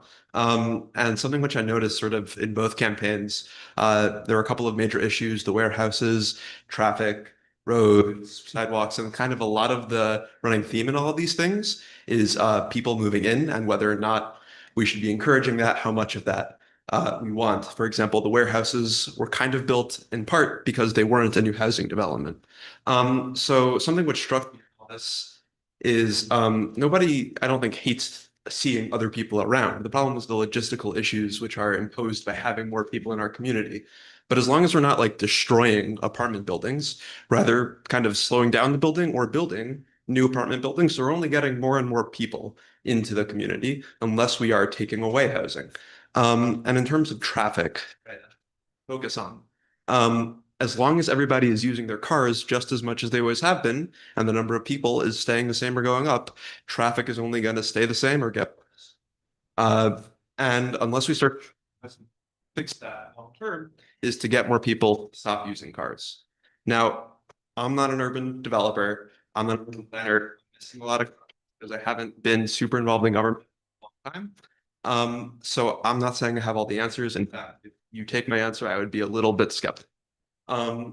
But what I would like to push all of you to do, because the election was so close and matters to so many people, is to kind of start the process, get the ball rolling, get the right people in the room, start surveys, collecting data, figuring out where, for example, it comes from, where the cars are going, where they're coming from, get some people that can think of solutions who aren't me, to start thinking of solutions which are more systemic than just a new road here, or a stop sign there. Because if we are doing it right when it becomes absolutely critical, it's going to be a mess, kind of, and it's going to be over budget. If we start planning out now a 5 to 10-year plan, we give ourselves room, we give ourselves it out over a long period of time. If we just start the process early, it will be probably more affordable, better run, better planned, and so on. So I just kind of hope that we can get off on the right foot, measure twice, cut once, that sort of idea. Yeah, that's what I'm here for. Thanks all for listening. Thank you. Okay. Morale? Yeah. Allison, is that? Yeah. Oh, you came from. Okay, no Okay. comment then? So Okay. you're basically You're- talking about the same local businesses. Same comment? Okay, very good. Okay. And you're from the Gateway business, the thing. Okay. Okay. Okay. Okay. All right, that's it for my list. Hmm. Anyone else Let's wish like to to- come up for public comment? I'll just jump in just because there was a discussion about, Purple Brown 5 Totten Court. I just wanted to say that, this chemical thing, yeah, it could escalate into a quite big bill. I was just thinking, you have those citizens, residents that have sewer and those that have septic, and hopefully those that are on septic, they don't get the bill for that huge bill that may come. And so that's just what I'm asking. Thank you. Okay. You need the presentation? You were taking pictures. If you need, you can have. I saw you were taking. Allison, are we putting that presentation on the website, township website, in case anyone wants to look Yes, at we it? could put that on the website, and if anyone would like a copy, they can always email me. Okay. Does anybody else wish to give any kind of public comment at this point? If not, then I will close the first public comment. And Mayor, would you like a first shot at answering anything?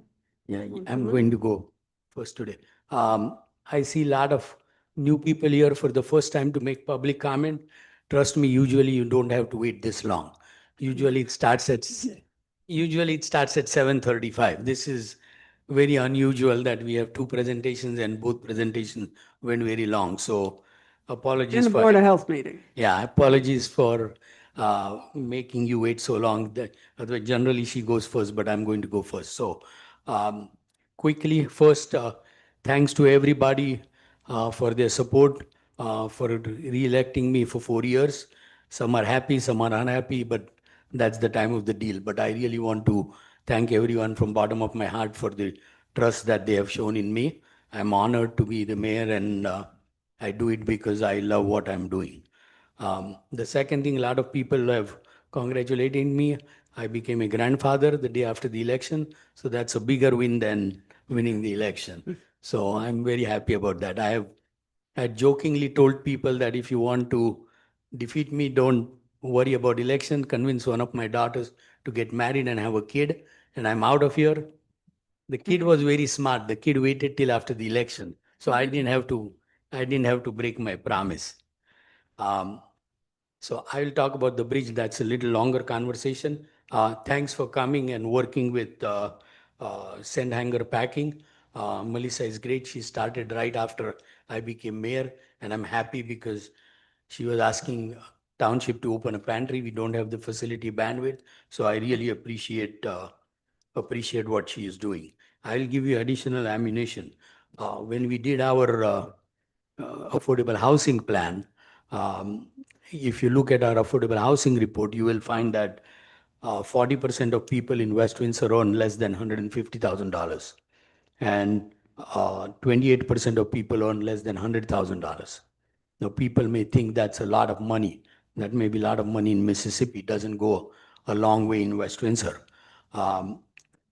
CNBC just did a report maybe 3 weeks ago on how much income you need in various states to live. For New Jersey, just average New Jersey or overall New Jersey, for a single person family, the amount was 108,992. For a 4-person family, the amount was 282,714. Now that's average New Jersey.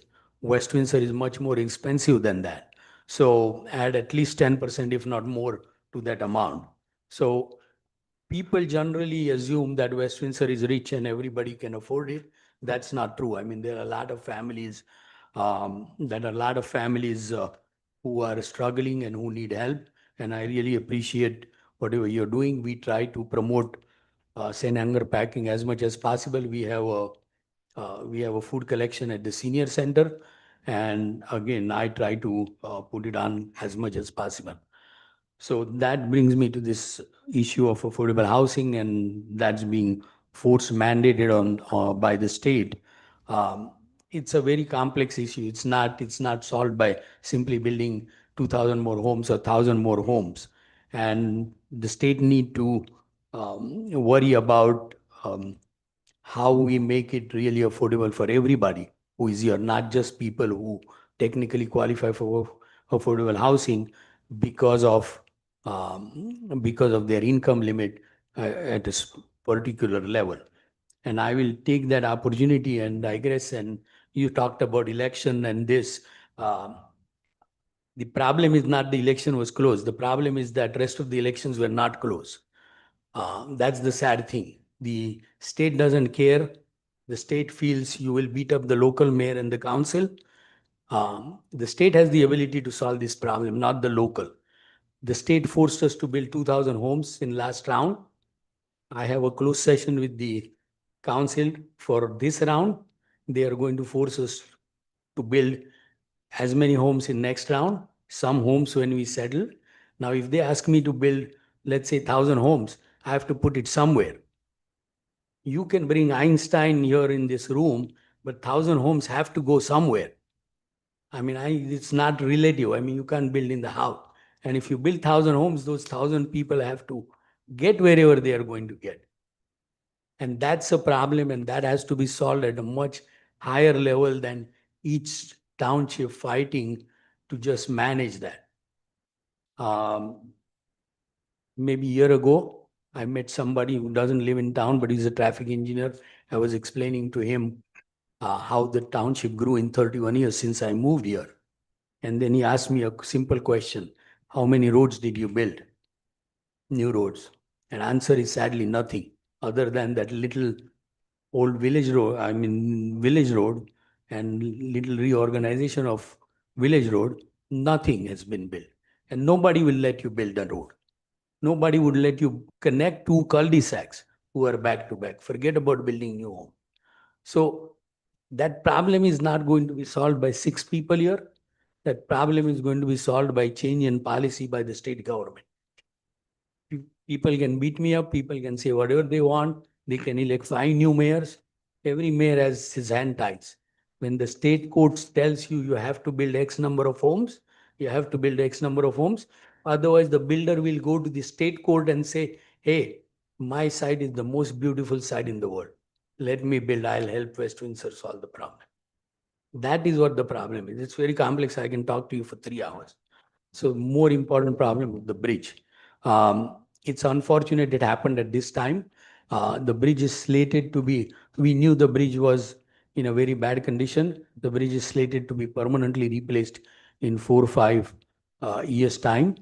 What they did find last Friday was when they inspected that there's a lot of corrosion and a lot of things underneath the bridge is completely corroded. So they asked us whether we want to put a weight limit and take a chance. And I don't want to take a chance. I don't want the bridge to fall when a big truck goes there. So I told them, close the bridge. Now, the good news is everybody is taking it very seriously. We have had 2 meetings, one last week, one just this morning, between the county, the state DOT, and township. There were 26 people on today's Zoom call. So everybody is taking it very seriously. We did discuss a lot of options. They have narrowed it down to 2 options. They are going to go and study this week. We will again meet next week. We are going to reach to Amtrak 2 because we need the bridge goes over Amtrak Alliance. So we need Amtrak's permission to fix that bridge because they need to close some tracks for some period of time when they are doing the work on the bridge. My ask of them is to keep the closure as small as possible, even if it's opened temporarily or with limited capacity. We will open it with limited capacity. But I can't give you a timeline today as to how long it will take. I can tell you it's not going to be 1 week. It's going to be longer than that. But once they come up with they discussed various options between engineers, NJ Transit, DOT engineers, the county engineer and our engineer. They have narrowed it down between 2 choices. They are going to go and study 2 choices. And I have told them our ask is to use the choice whichever gets the bridge in operation the fastest, even if it means limited capacity. And then we will worry about how to prevent bigger vehicles from going on there.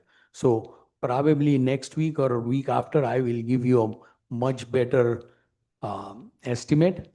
But there's every effort made to reopen the bridge as fast as possible in as safe a condition as possible.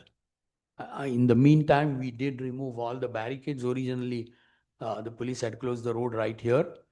We have a message board outside owned by the township. We have put there and we have asked the county to put a message that road is not closed. It says now bridge out. It doesn't say road closed. Originally it said road closed. We have changed that. If you would think that another message would help you, let me know. We will put that message. I've also talked to the gentleman, told him, give me the names of businesses. I will put the names of businesses. I mean, subscription business, I don't have to worry about. He's right. I mean, if I have paid for childcare, I'm going there. Even if I have to climb a mountain, I'm going there, drop my kid. So all non-subscription businesses, just give me your names. We will put it on. We try to promote it through social media. We try to do everything possible we can, and we will continue to keep promoting it. I mean, you are part of our family. We don't want any business to fail. So that's the update right now. But we will keep at it and we keep talking. And I have to give both the county and the state credit. They have been very serious. They have worked with us. They have been on the call and they have been active participants trying to find a solution that will work for everybody. Okay. Mayor, can we look at like rewording that detour sign so it's clear that if you're on the road, you don't have to make that turn where it says detour? Because I mean, we originally the sign said road closed. We changed that to bridge out. When you're driving on the road, because I was there last night going there, there's a sign right at Emmons Drive says detour.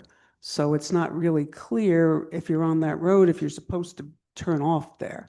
There should be something under it saying, please keep, saying stores this way and maybe a list of the names of something that's clear. I will tell you the same thing I told the gentleman.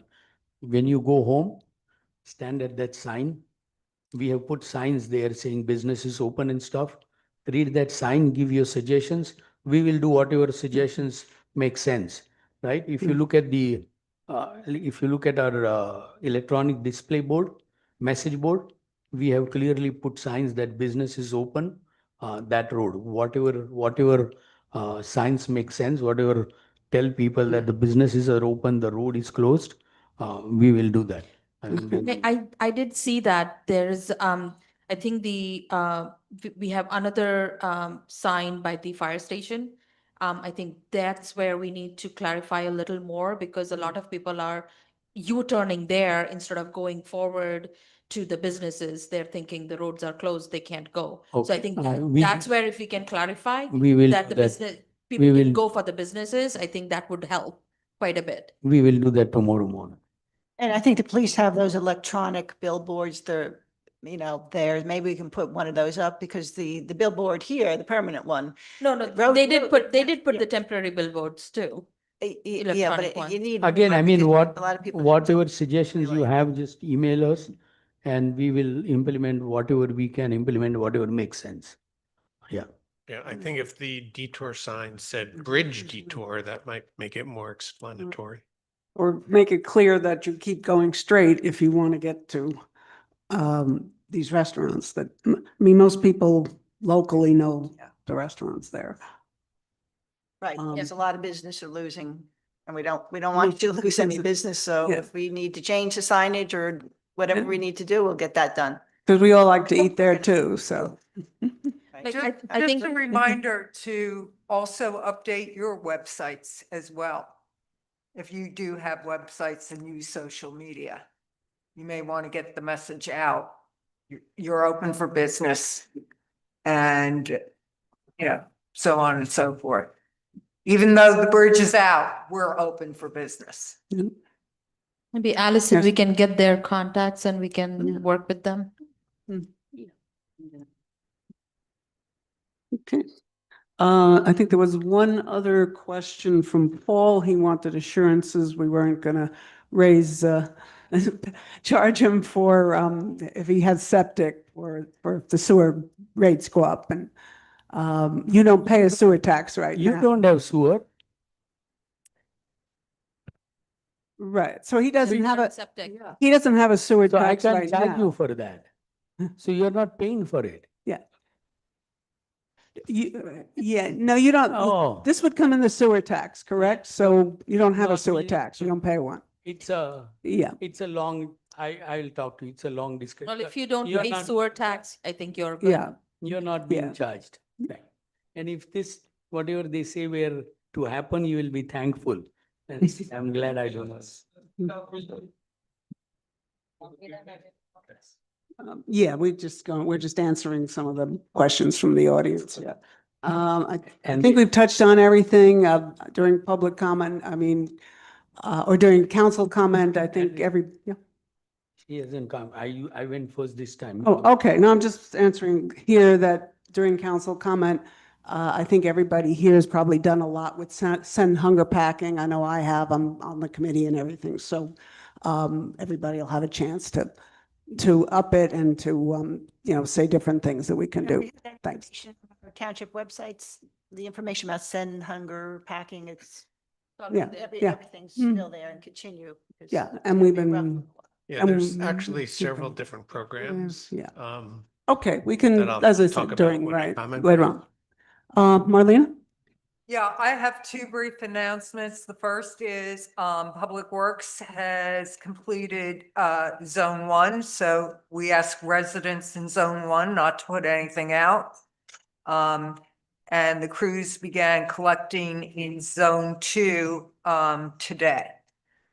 The second announcement I have is the West Windsor Senior Center is sponsoring a food drive, and we're asking residents to donate non-perishable canned foods and unexpired goods to feed local families that are experiencing food insecurity. The acceptable items are non-perishable foods, protein like chicken, tuna, canned vegetables, cereal, ravioli, beef stews, soup, shelf-stable milk, etc. No glass items, please. The drop-off location is at the West Windsor Senior Center, 271 Clarksville Road, West Windsor, New Jersey.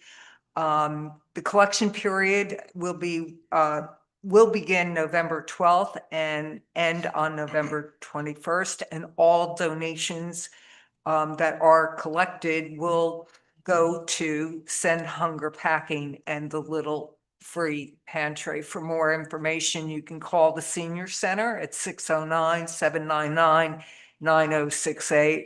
What I just announced is also on the township's website, as well as the Senior Citizens webpage. That's all I have. Thank you, Marlena. I guess we'll go right into council member comments. Linda? Yeah, Send Hunger Packing is a wonderful organization. I think that you're going to reach your goal without any problem of raising, I think she said $40,000. So West Windsor is very, very generous. And even all, like I belong to St. David's, there's Beth Chaim, there's, there's the mosque, there's just like so many, religious organizations also, so that there shouldn't be any problem there. And I think that as generous and wealthy as people are, that they're always looking out for others and to help others, because this is very serious.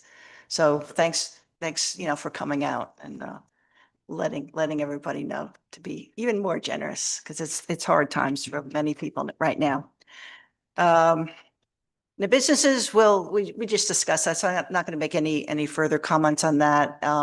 But just keep us posted. Let us know, are the cars getting to the businesses or not? Do you need improved signage, social media presence, anything we can do to help you? Just continue to let us know, because bridge projects, whether it's major repairs or replacements, usually take a lot of time. So hopefully there'll be some solution to get that bridge at least partially up and running again. Okay, just regular comments on the 29th. I met with some high school students in an AP US government class. It's Mr. Garzio's class from High School South. So I don't know if you guys went to South, but if you did, you might have had his class. So it was great going before the students there and, making some comments and answering their questions. So that was very good. It's always an informative gathering with the students. On the Friday, the 31st, October, visited the Senior Center to celebrate the birthdays. They have a birthday club. So each month they get together and they have some food and there's always singing. Even Sonia has sung there. Dancing, Andrea has done that, and heartfelt reflection. So it's a nice event that they have each month, most months, I should say. I went to 2 Diwali celebrations, Grover Middle School, so that was also a lot of fun to attend. And let's see, as we await the final certified results of the municipal election, I just want to thank everybody who voted for me. And I look forward to working with everyone for the next 4 years.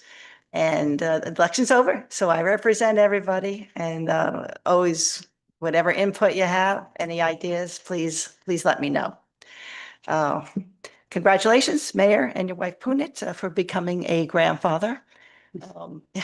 He doesn't But I became a grandmother in September, and at the tail end of the election season became a grandfather. So, and we had also someone else. Little behind her. Yeah, Parking Authority Chair had a 6th grandchild. So I don't know what happened with this election, but it was fun. It was interesting at the very least. So tomorrow, November 11th is Veterans Day. So I hope many people will come out and support the veterans, especially at the 11 a.m. ceremony in the municipal complex. So I hear the remarks and singing and different things related to that ceremony will be inside because it's supposed to be like very, very cold tomorrow.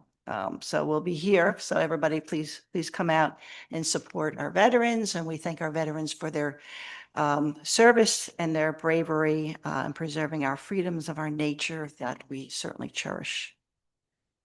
That's it. Thank you, Linda. Dan? Thank you. Just to make a comment about the election, 10,000 West Windsor residents voted this year, which is really quite remarkable. So thank you, West Windsor, for coming out to vote. Compared to the last gubernatorial election, that was nearly a 25% increase in voter turnout.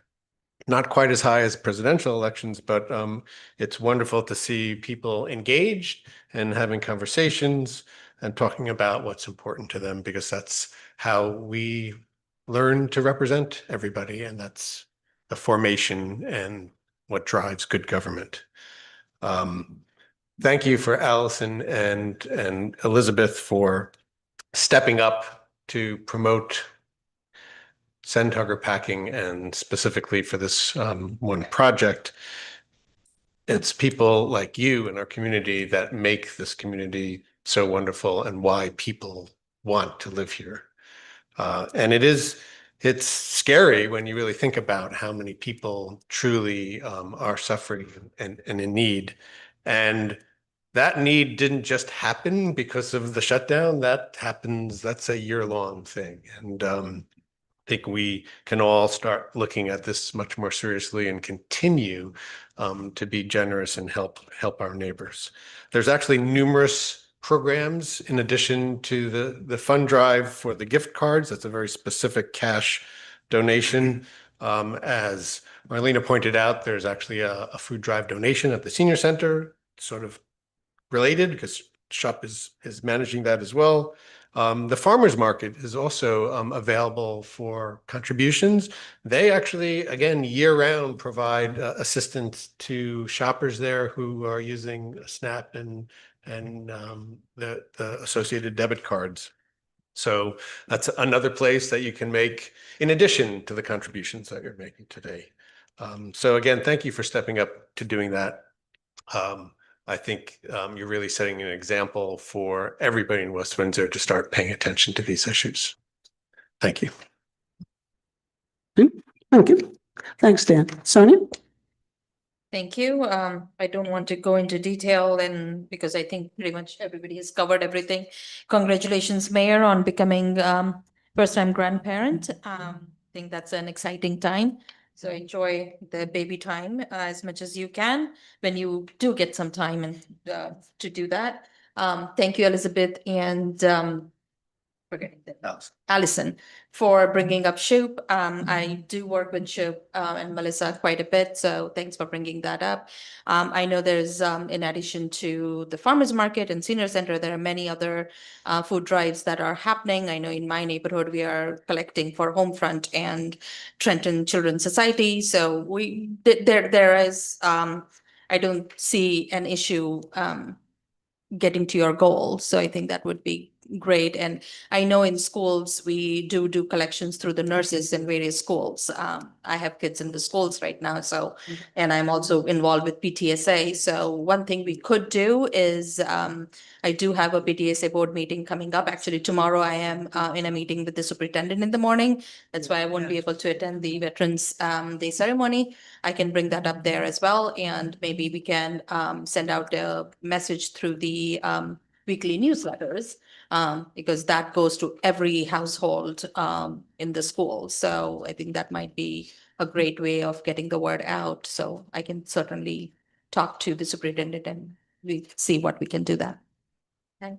I don't have much to say. I think we're good. I think everything is covered. Businesses, I think Mayor has already talked about. So we will do anything and everything we can to help promote the businesses. And if you can just connect with Allison, our town clerk, and we can figure out how we can help. Martin? Sure. Thank you, Madam President.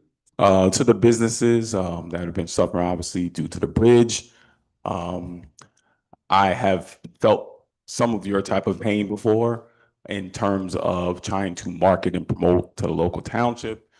As I've said many, many times before, I ran the Windsor Athletic Club for 8 years, which is on Clarksville Road. So I know how difficult and hard it is traffic-wise to get people to come to your business. So if there's anything that we can do, this council has obviously been very, very supportive of local businesses for many years. And as someone who ran a local business, I understand the challenges that exist, bridge being reconstructed or not, bridge repair or not. So I understand what you are going through. So we're in full support. To those who came here this evening regarding SNAP and food insecurity, I've never hide or fearful of mentioning my personal family situation here in town. I'm one of the few, obviously, up here who moved to West Windsor due to affordable housing. I've lived in affordable housing the majority of my 19 years here. We've been on SNAP before, my family. I have 5 kids. My wife and I, we have 5 children. We've been on SNAP before.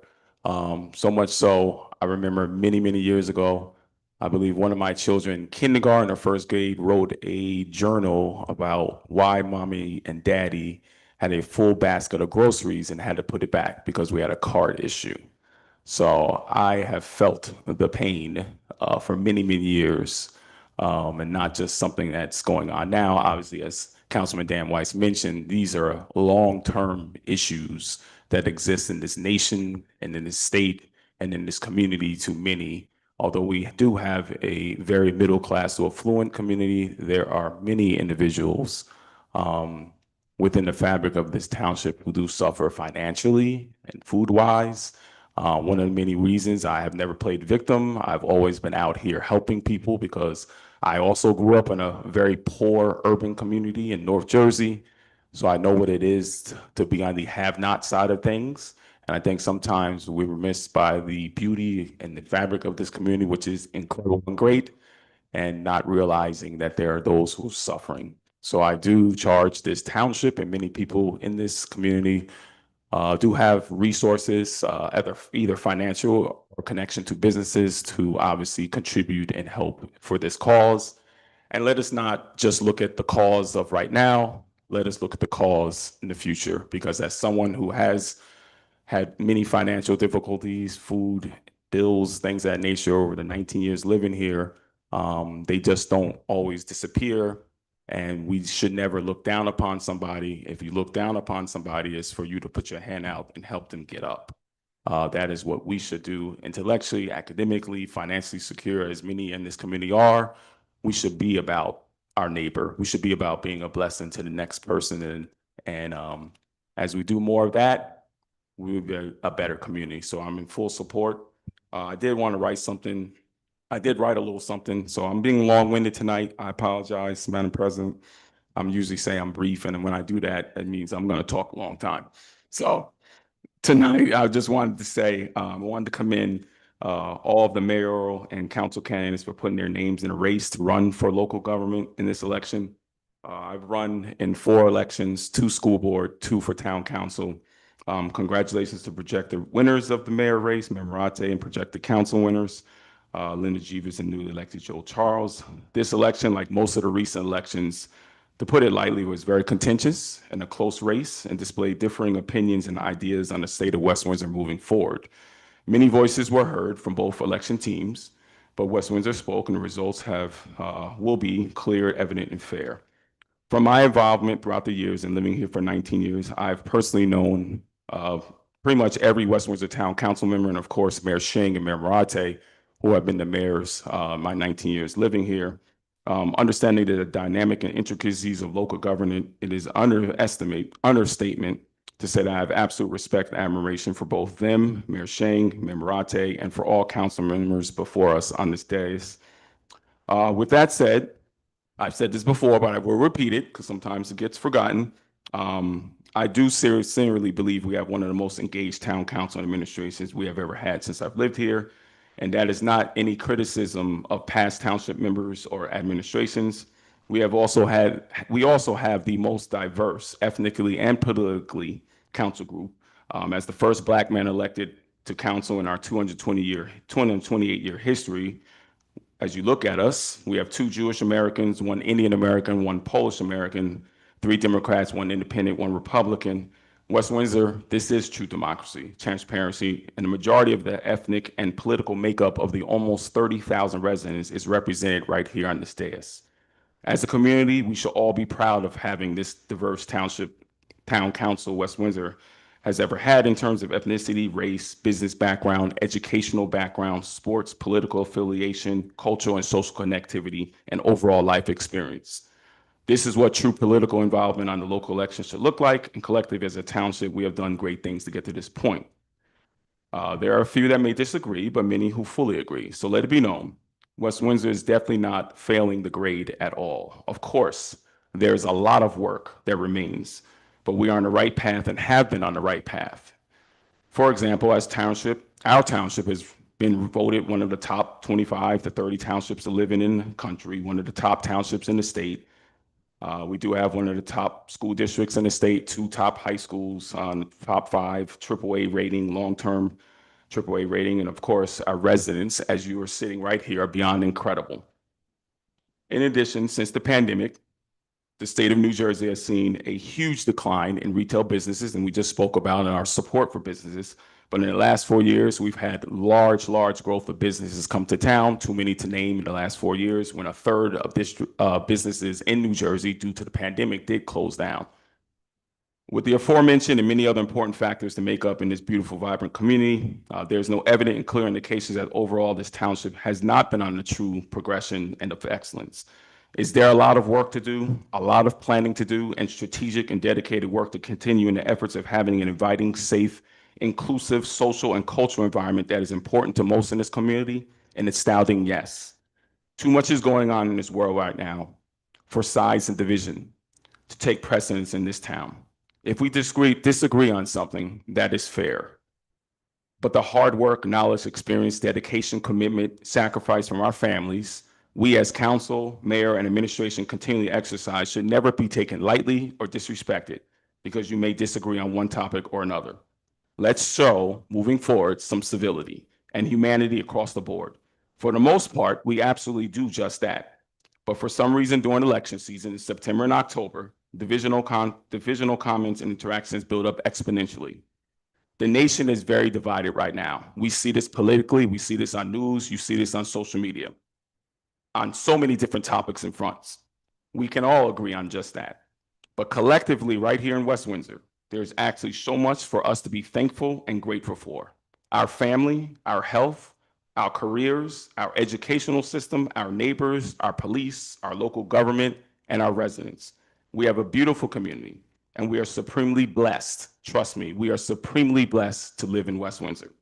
Let's maintain that true fabric and essence of communal togetherness and keep building upon that foundation that was built well before many of us came here. Thank you. Thank you, Martin. That was very nice. Okay, my turn. I guess we've talked about the bridge, and we've talked about the businesses, and I think we're gonna do everything we can to try to promote, because we want these businesses to succeed. As far as Shoop, I've been part of Shoop for, I don't know, probably before I was on council. I'm out there at the DPW collections. I've probably done them 10 times out there collecting the food and we get cash. So the people here are very generous. We go out there, we stop the cars, and they say, oh, I didn't bring any food, and they'll hand you a $10 bill or $20 bill. Sometimes once it was 75 cents, but that's what they had. So I think this will be successful. I'm proud that our senior center is part of this collection. I've been with Girl Scouts as they've built some of these little free pantries, and I've been at the Zoom meetings of Shoop and the in-person meetings of Shoop. I've sat there sticking the little stickers on as we set up the things to give to the schools. So I'm all in on it, whatever I can possibly do to get either, and we've been doing this for years. The SNAP thing has just made it more of an emergency, but this has been something we've been doing for years, where usually around this time of year, we go for the gift cards. And I know in the past years, it's been like, well, maybe we can get $25 gift cards and 15. If we can do more this year, that would be a really great thing.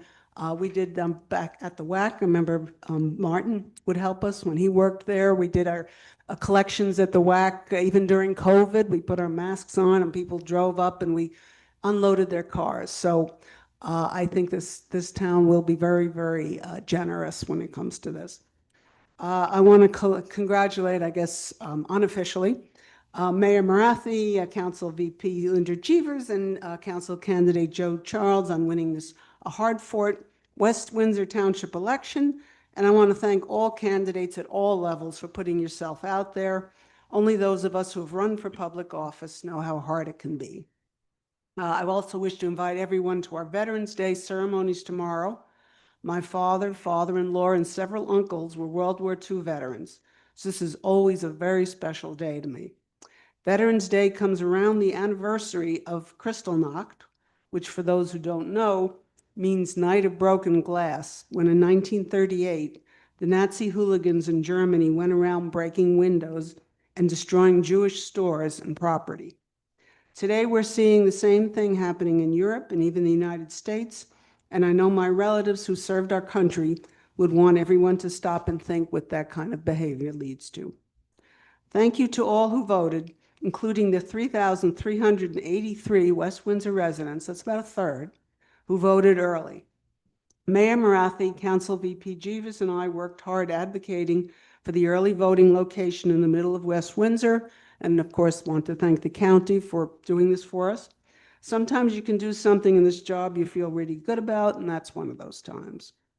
Tonight, Council will vote on Resolution 2025-R232, which accepts our grant application to Sustainable Jersey for the Residential Energy Efficiency Outreach Campaign as part of the Sustainable Jersey PSE&G Energy Efficiency Partnership Program.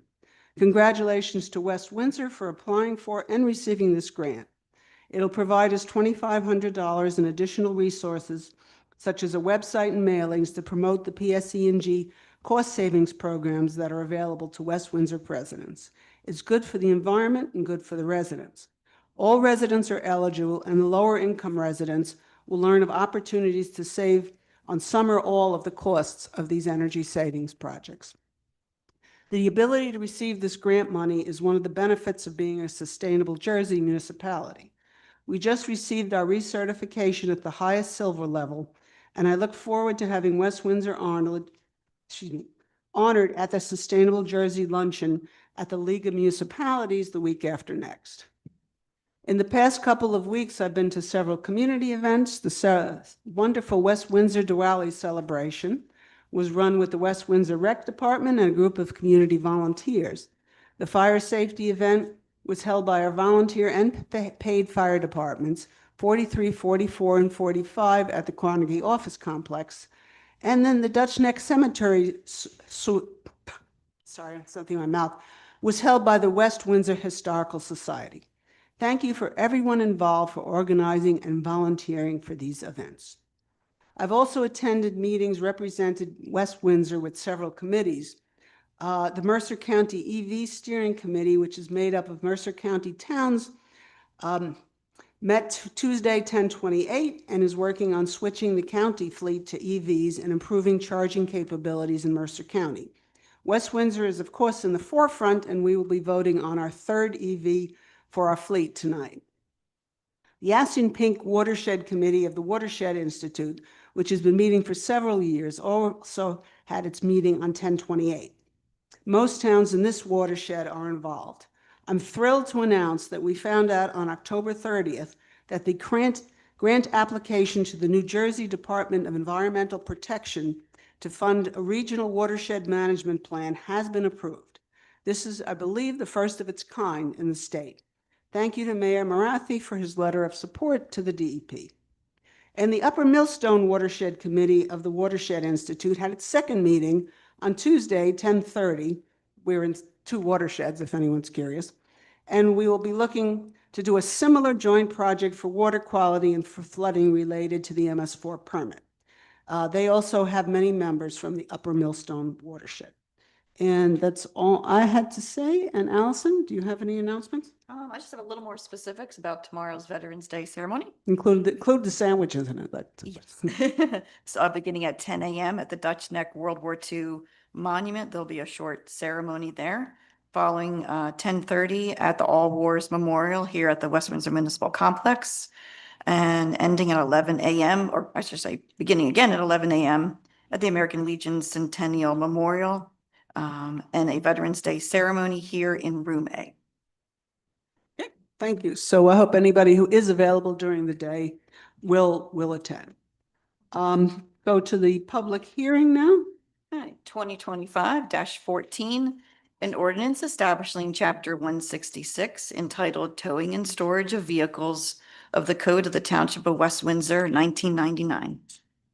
Okay, I'm going to open the public hearing, which is a public comment just on this ordinance, the towing ordinance. So if anybody would like to speak on this ordinance, can you please come to the podium now? Seeing none, I'm going to ask for a motion to close the public hearing. So moved. Second. Gauss, Yes.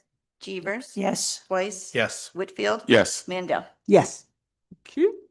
All right, and can I get a motion to adopt? Salute. Second. Is there any discussion on council on this ordinance? Nope. No, Okay. I mean, it came from the police department and it's been reviewed by the administration. It's been, have a big legal review, so, and then Okay. council review, so. Thank you. Can we get a roll call vote, please? Gauss. Yes. Chevers. Yes. Weiss. Yes. Whitfield. Yes. Mandel. Yes. Thank you. Consent agenda? Okay. Minutes, June 16th, 2025, closed session, August 11th, 2025, business session. Bills and claims. All right. Do we have, well, there's nothing to pull. Can I get a motion to approve? So moved. Second. Gauss. Yes. Chevers. Yes. Weiss. I think I have to abstain from the June 16th. Whitfield. Yes. Mandel. Yes. Thank you. Okay, and recommendations from administration and council clerk?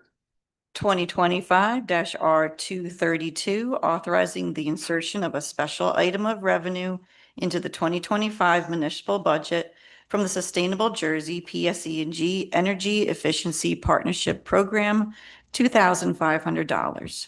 2025-R233, authorizing the mayor and clerk to execute the electronic grant extension request through the PMRS system for the project known as LA 2023 SST Alexander Road Pedestrian Safety Improvements.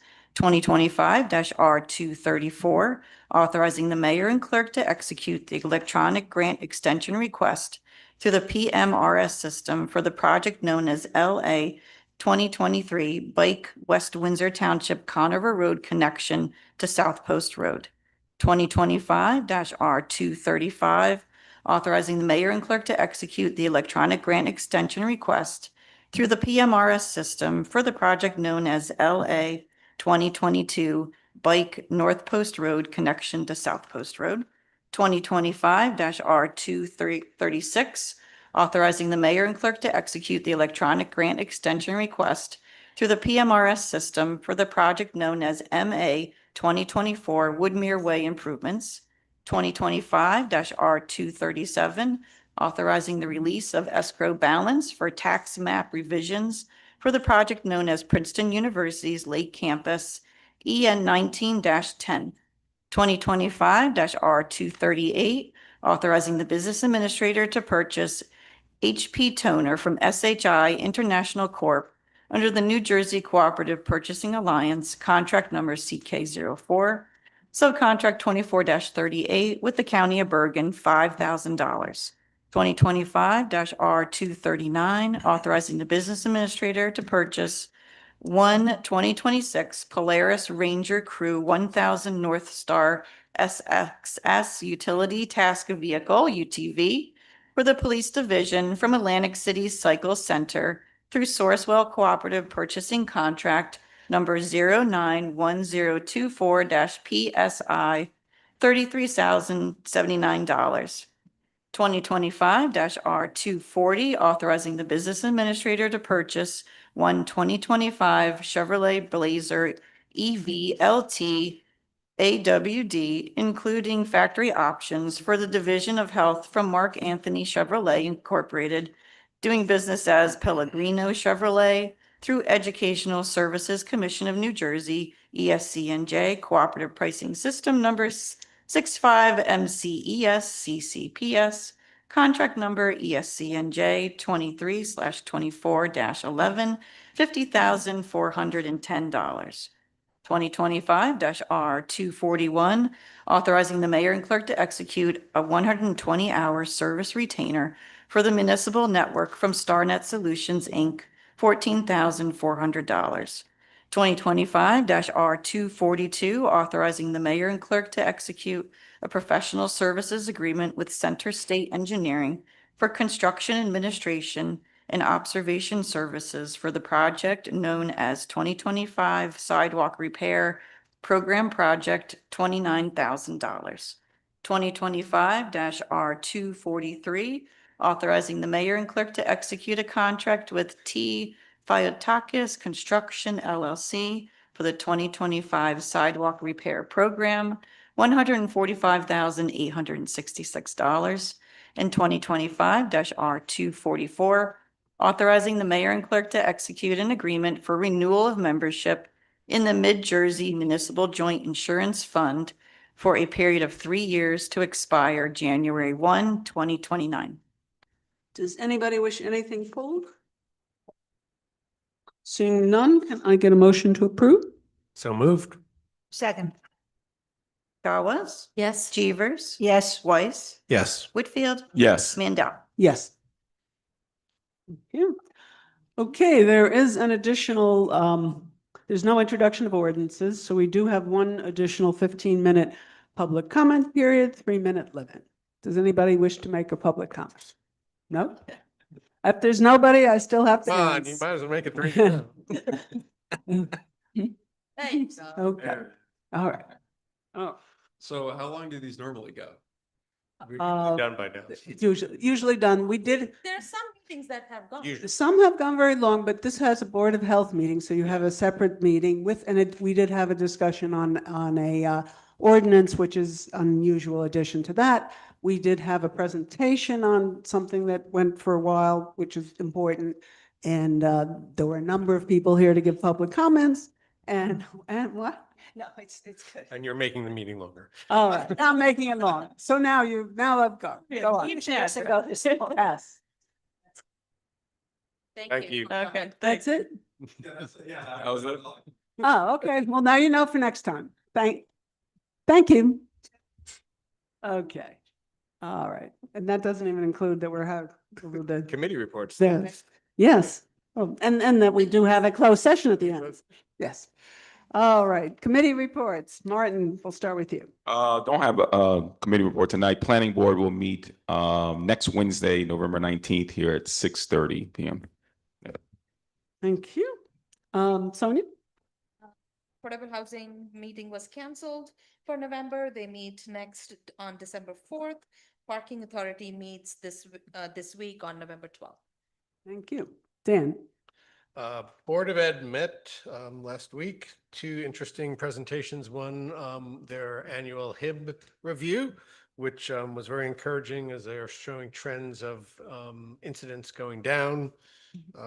Part of it has to do with now this is the 2nd year in a row where they have some ability to predefine or prevent the HIB actually moving forward because they determine before it even gets reported that it's not really an issue or incident. But generally trending is going down, so that's good. Okay. Meaning that a lot of times people would report a HIB and it would immediately be reported in their stats. And now they sort of do a triage because many of them are not really qualified as a real HIB issue. So they've been given that discretion. This is the 2nd year in a row. Is that it? I'm just curious why you find that humorous. Oh, no, it's just like you're counting something, but you're sort of changing the way of counting it. So Yeah. it makes it a little hard to do apples to apples. So, Well, this is 2 years in a row now, so now we have a trend that shows. Good, the trend is good. It's all good. They also had Down is yeah. They also did a report on the sort of their scholastic details, so a very detailed, it was nearly an hour worth of statistics and data on every grade level, going back 5 years to show how the various cohorts testing changes and improves, some little blips here and there, analysis that also breaks it down by gender, by ethnicity. So, you know, the school, I mean, I'm preaching to the choir here, is really on top of looking at outcomes and making, you know, data informed decisions based on actual data and student performance. So very positive there. Recreation Commission also met, and I just want to highlight a bunch of capital projects that they talked about. I know last time I talked about, everyone was very happy about their planning to remodel all the bathrooms at the pool. That's still, including the floor. But some other things that capital projects for in this sort of period before the summer, new picnic tables at community park and at the pool. After they do the repaving in the skate park, there's also new skate panels that are going to be put in and fixed there. Tennis court floodlights are being upgraded at the Hendrickson facility. New lifeguard chairs at the pool. New the big giant umbrellas, which they call funbrellas. Those are going in for the pool for next summer. And then the last item is the drone fundraiser, which is underway. I don't believe we have any commitments. I haven't spoken to Ken for a week. I'm not aware. Big donors. And I'm not aware yet of any corporate donors. I'm working on a few, but nobody's made a commitment yet. And I also don't have visibility yet into what the individual fundraising process has raised. I mean, Jersey Mike fundraiser got about $300 out of that. I think all total, they may have had about 500, but I'm hoping that as time goes by, we will be able to increase that. So are we seeing any resident donations I coming in? don't have the visibility into that.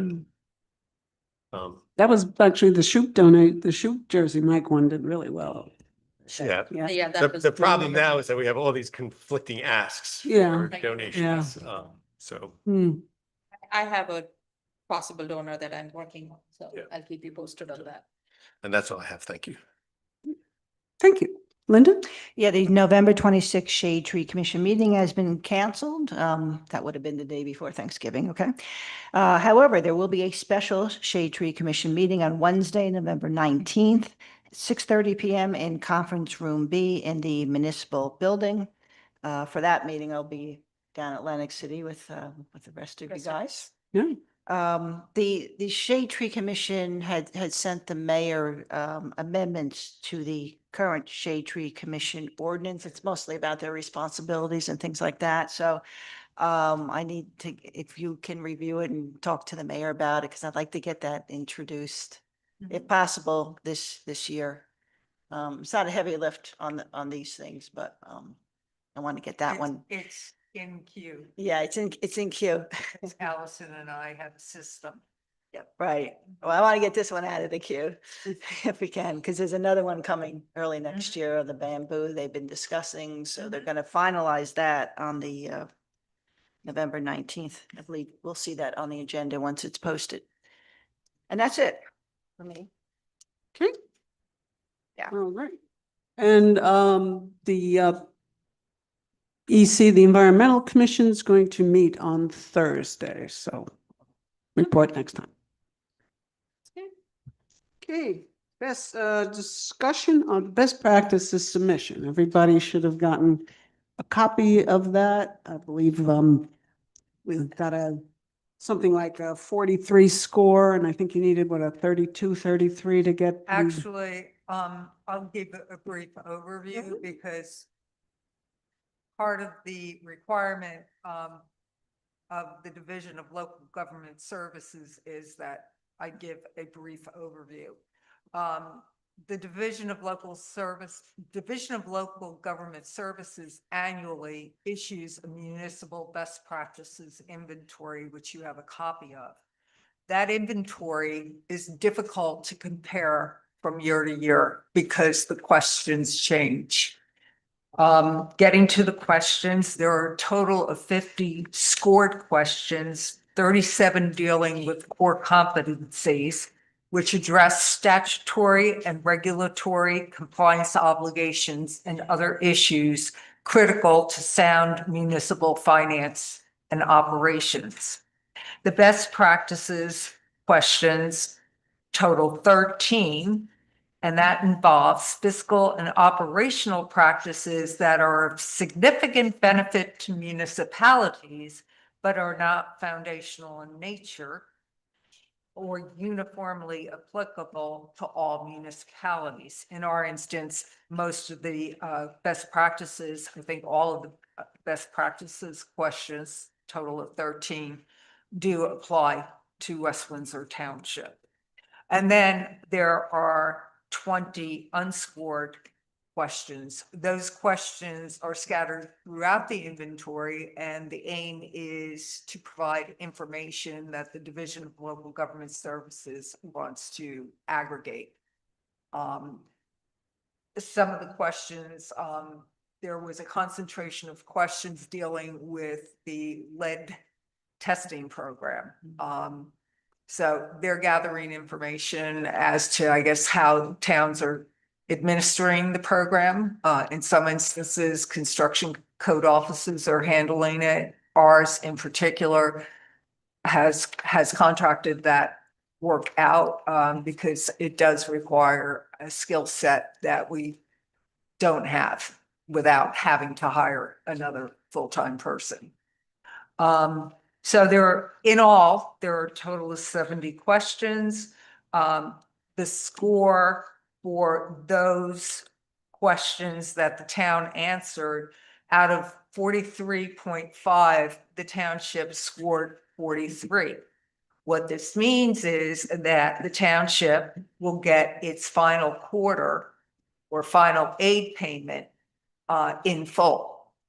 Municipalities, it's a sliding scale. For those that don't score or score between 0 and 23, 100% of their final aid payment is withheld. I believe this is the highest score that the township has achieved. I want to commend all of the departments and the divisions of the township for following best practices and having in place checks and balances. So with that said, what happens is this survey was due to DLGS October 24th. This survey gets submitted through an online portal. It requires the certification of John Mauter, who is the Chief Financial Officer. It requires my certification as the business administrator or the chief administrative officer, as well as Allison Sheehan, the municipal clerk. The discussion appears on the agenda this evening because the municipal clerk must also certify that the inventory and the results thereof were discussed at a public meeting. And she must insert the date on which the meeting was or will be held with the inventory results and the certification of same by the clerk, chief administrative officer, and financial officer referenced in the meeting minutes. We have not heard back from the Division of Local Government Services, which is a good thing, because if there were technical or substantive issues, we would have heard from them by now. So I do congratulate again the work of mayor, council, and the department and division managers. It's certainly a team effort. I don't know if you have any questions that I can answer for you. Just a few things. 007A.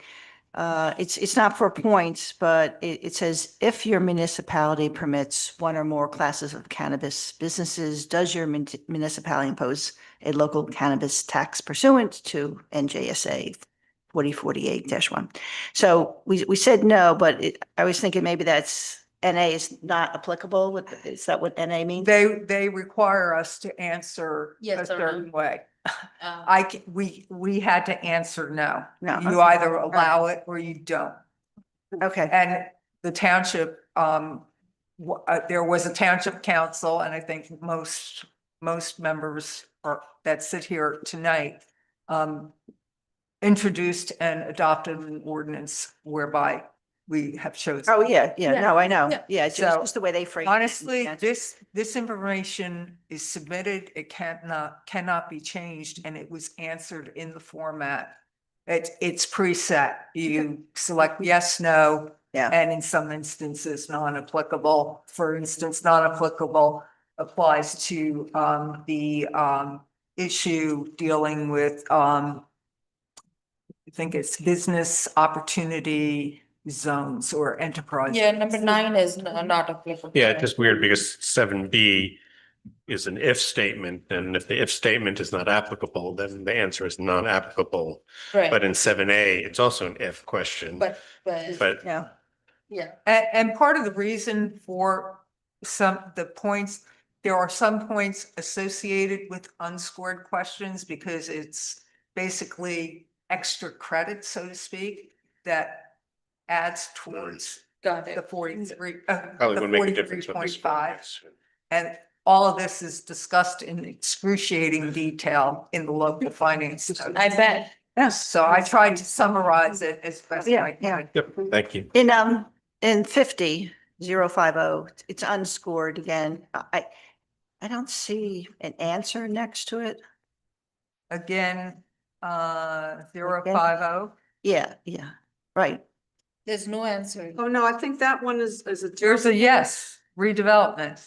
Yeah, no, that one is a weird question because it asks this and then I think it talks, and then it says select or something underneath.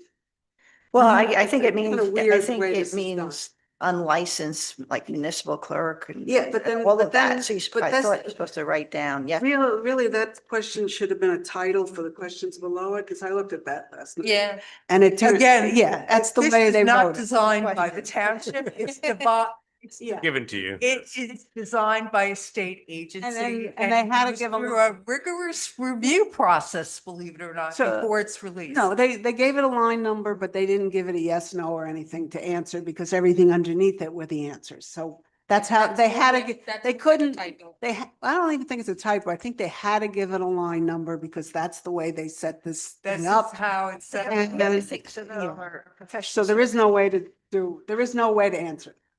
Well, they're asking about unlicensed. Yeah, but then individuals. it, you look at the look next one, underneath, the next one is about questions a are the. professional service Yeah, the contract, next questions not then the list them same. specifically.